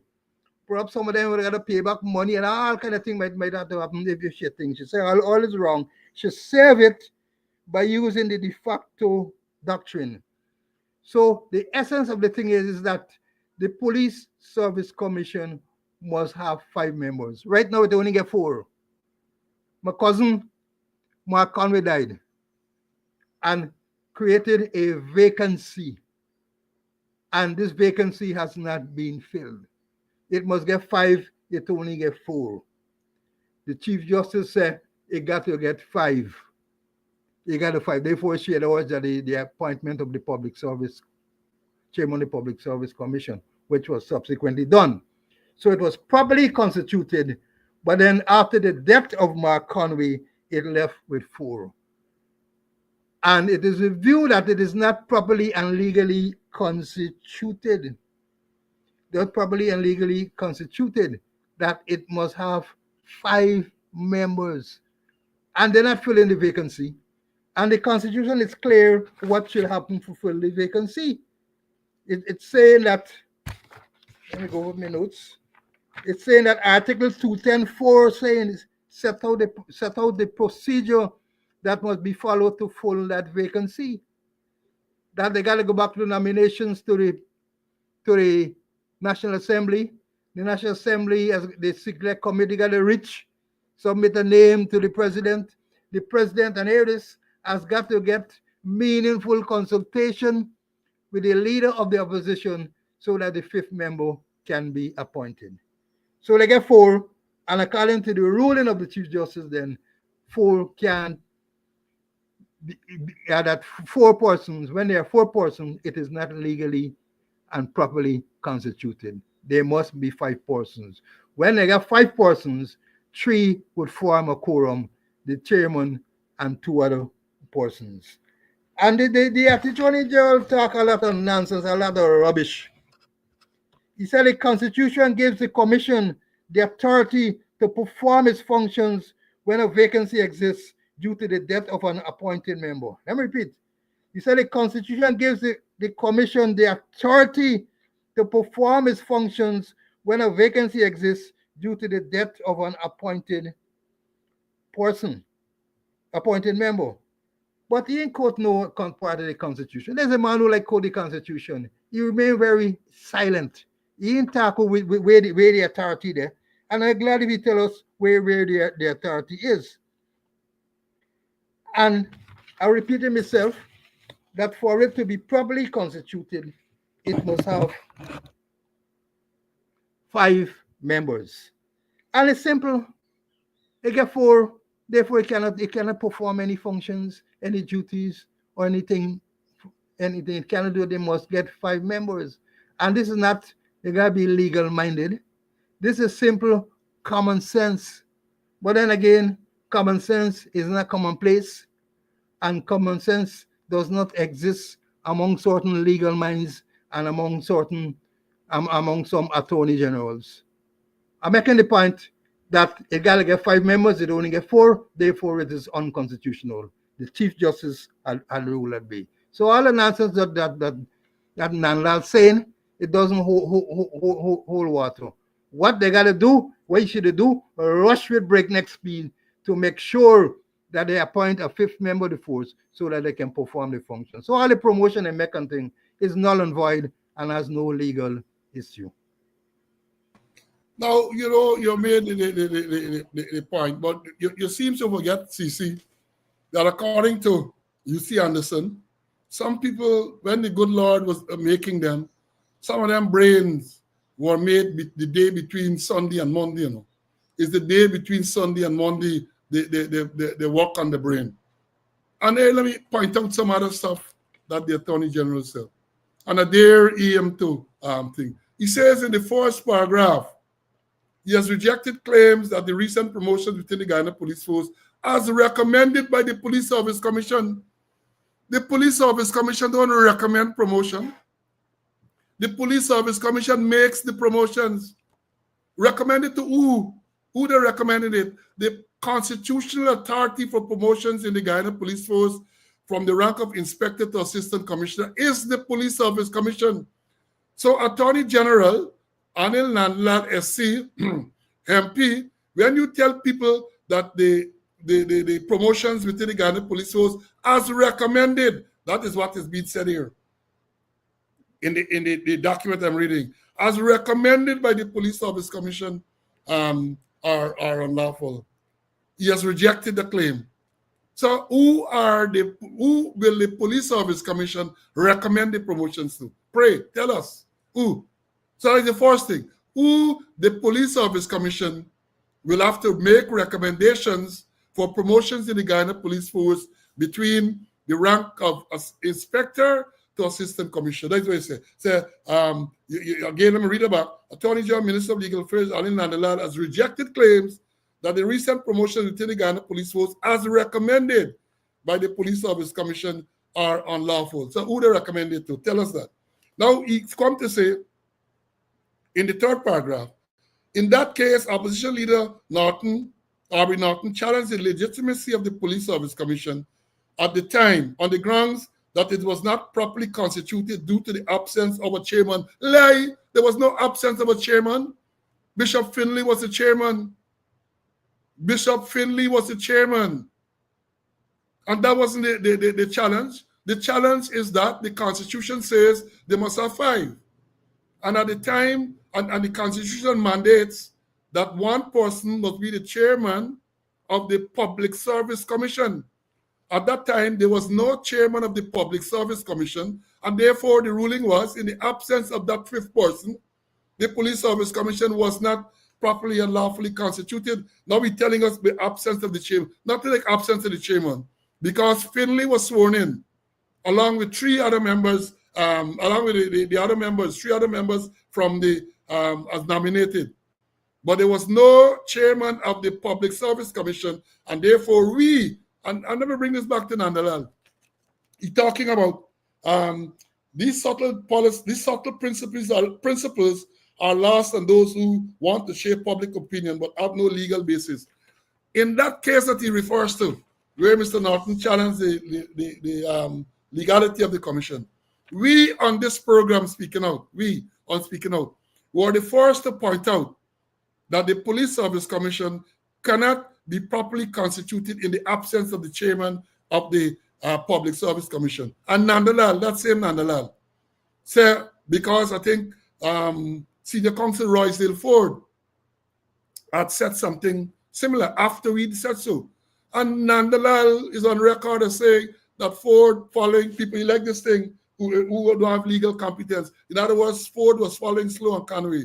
And when the matter went to court, the Chief Justice ruled that Slow and Conway were correct when they said that the Police Service Commission wasn't properly or unlawfully constituted. So now let us go back and check that gauge, you can see. Now he also says the Police Service Commission was fully constituted when it was sworn in.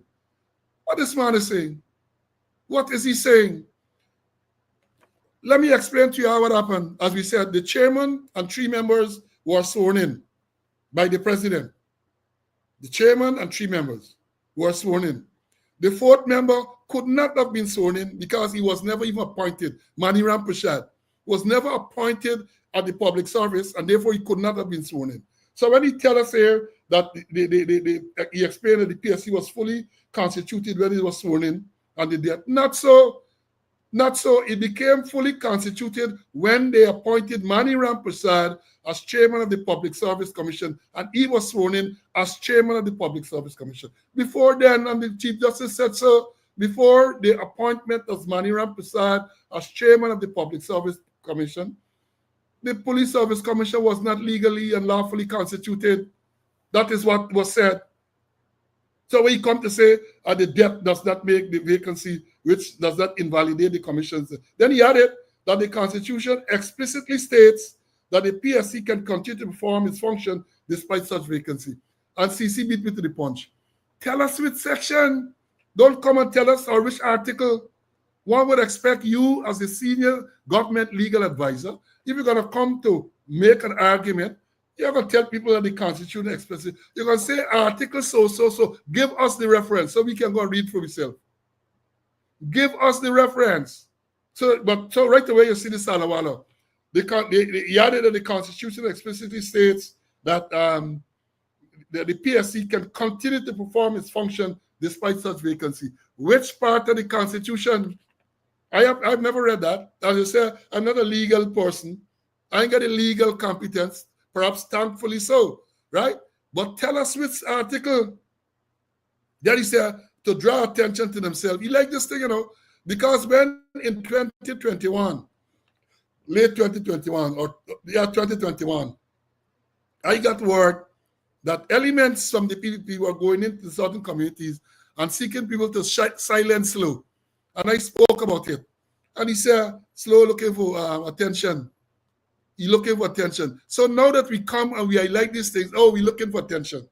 We are looking for attention. That is what Nandalal say. And again, coming back to the vacancy. Coming back.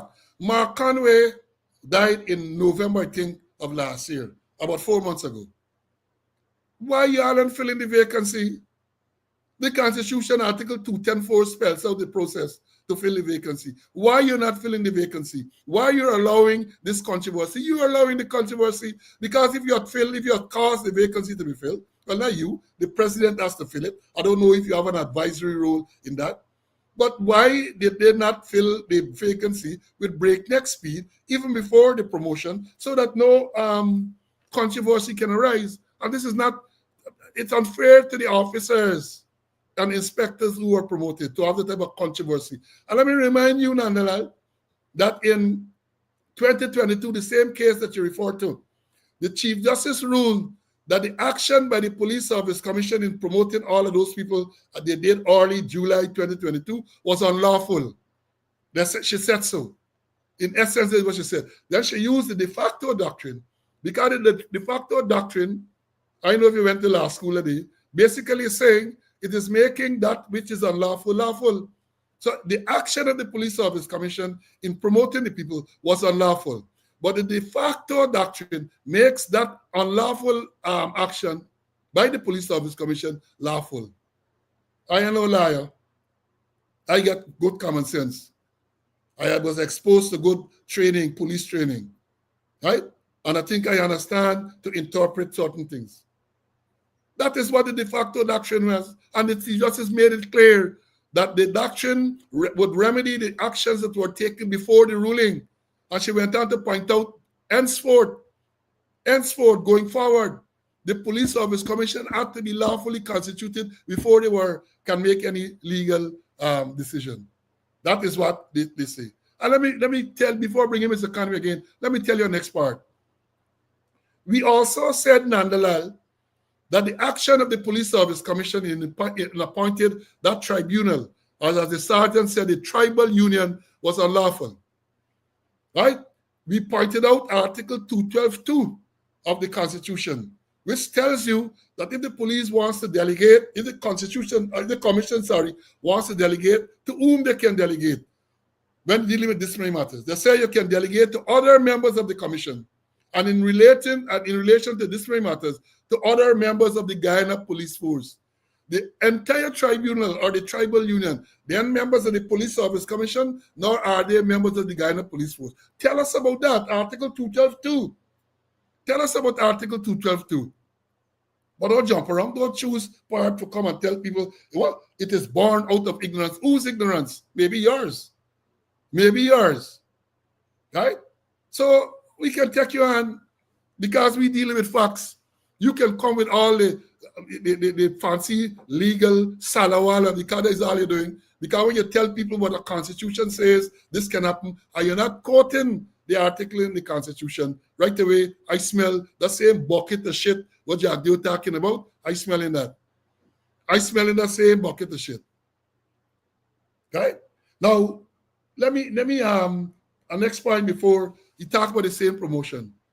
You know, we criticize, for want of a better word, the whole process because we were part of the process. When you're doing promotions relate to vacancies in all the rank structure. From Lance Corporal right up, let me say, Assistant Commissioner. You got vacancies, and then you're going to get what we call the consequentials. What do we mean by that? Let's say, in this case, it requires 12 assistant commissioners, right? 12 assistant commissioners are required according to the establishment. You promote 6 of the assistant commissioners in December to deputy commissioner. It means, therefore, that you have to fill those vacancies. That is what we call the consequentials. As a consequence of these 6 assistant commissioners being promoted to deputy commissioner, you have vacancy with 6. And then you might have other vacancies. So that is how it goes. Vacancies, because you have an establishment. And the establishment is not a willy-nilly thing. It is broken down based on what we call span of control. So you got one commissioner, so many deputy commissioners. They increase the number of deputy commissioners without increasing the other rank structure. Right away, you see it's politics. Right away. And I made the point before, we made the point before, that the force is top heavy because they have admitted their inability to recruit and retain policemen, which means it's constable that's basically recruit. So if you can't recruit and retain constable, the vacancies are at that level, constable level. But yet still, when you come to promotion, you fill all the supervisory levels from last corporal right up. And I say that the last promotion they made, at least let me say the junior promotion, last corporal to sergeant, they didn't take vacancies and all of those things into consideration. They just write down and think. And you know what's the evidence of that? You know, we like to bring evidence, you know. Since the promotion came out and the commissioner promoted, what is the number? 376 persons were promoted in the force, the special constabulary, rural constabulary, and even Geister. Right? 376 promotions were made. Since then, on almost at a daily basis, the commissioner gets what we call an addendum or a supplementary list where 6, 7, 20, 30 people are being promoted. It simply means that they never referred to the establishment when they made the force, that 376, because one would have thought if when you did the 376, the vacancies were filled. If you were diligent, you would have filled the vacancies. So where you're finding these vacancies now for all these additional people that you're promoting? Where? Where are these vacancies? Because people leaving the work between the last promotion and when you up to yesterday or someday they think the man making promotion again. Every day, every other day, the man making promotion. No thought into it. And when he made those promotions afterward, the junior promotion board meet. Was there a meeting of the junior promotion board? Well, no, it's just an arbitrary thing. You got the authority, just promote this body, promote the body, promote the body, promote people from lance corporal to sergeant, and then you promote people and there. And let me tell you the most, perhaps to me, the most egregious part of that.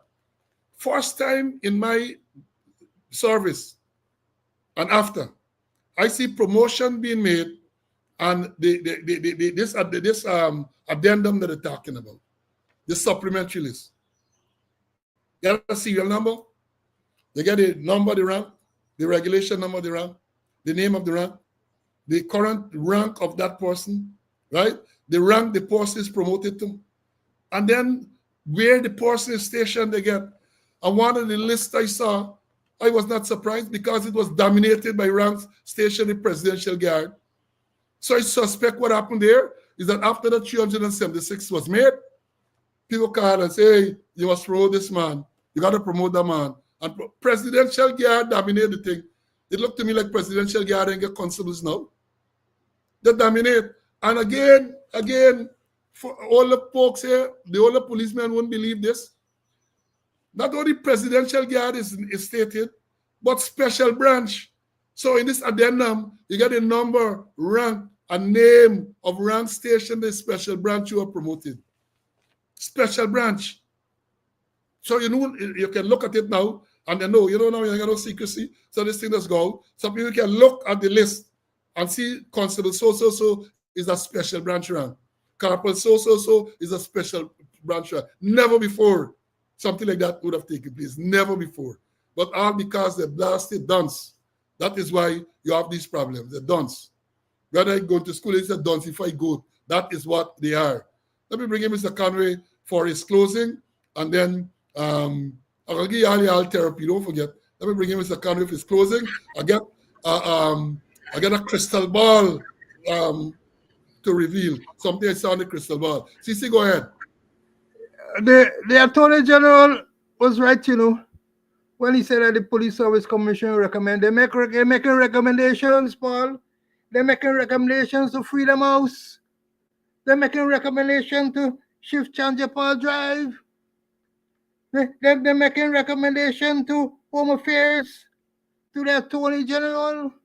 Unlike when you remember this commission, we make the appointment and nobody, no Freedom House, no no Chief John Paul Drive, no breakdown or nowhere would if we would recommend to them that we make it and that's it. So the Trojan is right because they're making recommendation. They send a recommendation and people say take out this one and pull out this one, or you miss out this one, put on this what going on.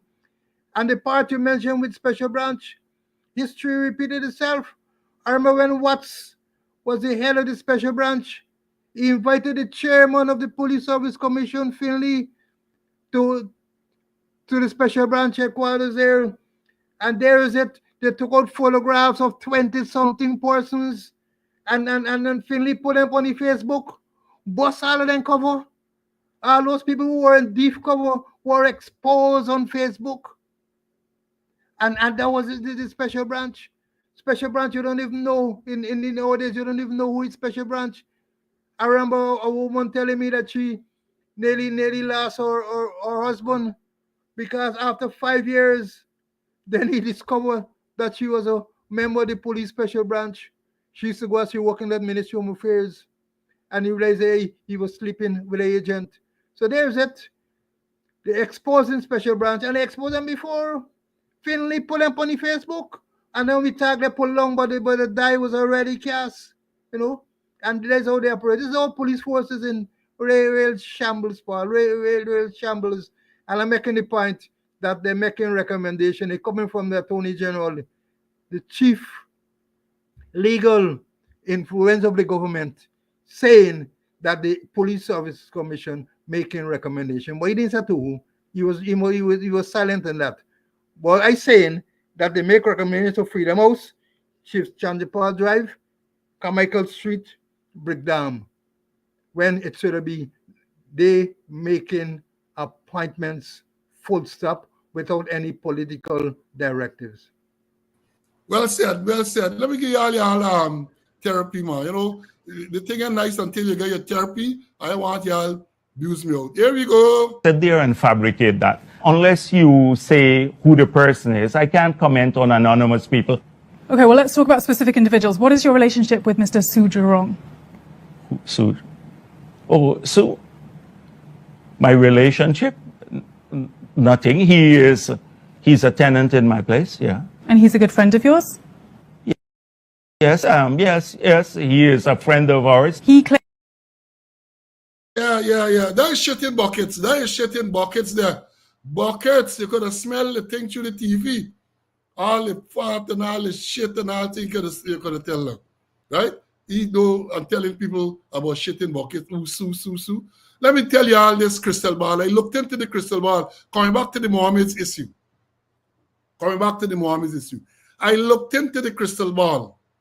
And this is what I saw. Right? I saw a situation where just like how GRA suddenly decide that Muhammad owed them $900 million for 4 luxury vehicles that they claim were undervalued. Watch out. They have other matters, including the paper shard murder. You remember? Names were called. Boston made some revelations. And even the same Ashuddin Mohammed name was called. Look how efficient the police can get within the next weeks or months. Don't be surprised if all of a sudden now they move and they find who responsible for the murder of paper shards, and they're going to decide who they're going to charge. Watch out. That's what the crystal ball is saying. Watch out. They're going to go after people. They're going to go after the Muhammad. They start going after Muhammad already viciously. This thing with the GRA, in my view, it is just the beginning. It's just the beginning because they feel threatened by Ashuddin Mohammed. They feel threatened. If Ashuddin Mohammed is going to Buxton and BV and them place alone, they wouldn't be too bothered. But when you go into Blackbush, you're going to place on the Essequibo coast, the places that the people they perceive as their stronghold. And when you see this, the response he's getting, and people calling for, people want change, that get them shit in buckets.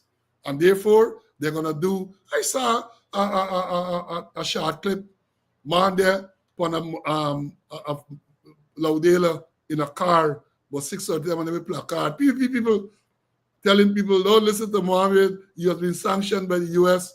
and he has been tanked by the U.S. May Thomas get sanctioned too, and she's still big in the PPP. Big in the PPP. May Thomas get sanctioned, she big in the PPP. So what and remember, Jagdio talk about visas getting taken away. It might be interesting to know who are the people. And I am going to posit this. That all the people who Jagdio said visa get taken away are people who are associated with the PPP. All the people who visa get taken away associated with the PPP. All of them. Right? I challenge him, well, they never reveal, but that is my view, all of them. Because I know some of them will get pulled in. Because there in the media, some get pulled in for fitness, so to speak. They get pulled in, and let me see what will happen. Folks, we have had a long morning. Long morning. As I would always urge you to be safe.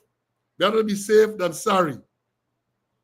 Guyana, we can't even deal with the accidents yet. We have a whole thing to talk about road accidents.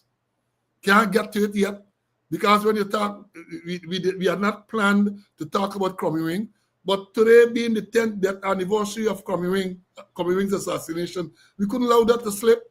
We had to remind you what took place on March 10th, 2015.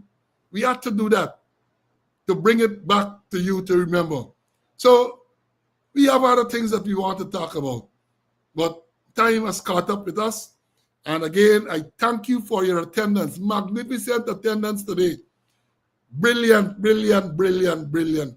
And I hope that you found it very informative. Very, very informative. Take care of yourself. Look out for the road. I heard not recently about the dengue fever. And somebody had asked me, this is the Fire Nation.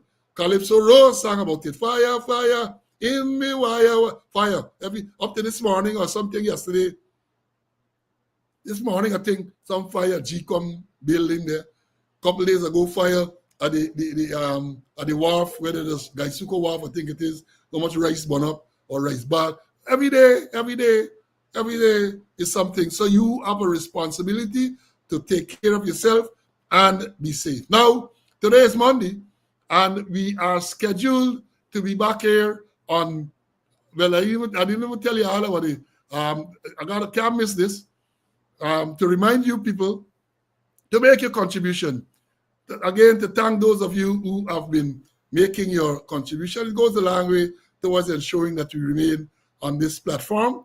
Please continue to support us financially. We know a lot of people pray for us and so on. We're thankful for that. But those of you who can afford to give us a little raise, we would appreciate that as well. The next program is scheduled to be on Wednesday, as it is now, God spare your life. You got to always say, if God spare your life. We're going to come on Wednesday. Remember the time change. It is now 11 o'clock, both in New York and in Guyana. So, God's willing, we're going to come here on Wednesday, and we're going to bring you another episode of Speaking Out, Exposing Corruption and Incompetence. Until then, stay well. Bye.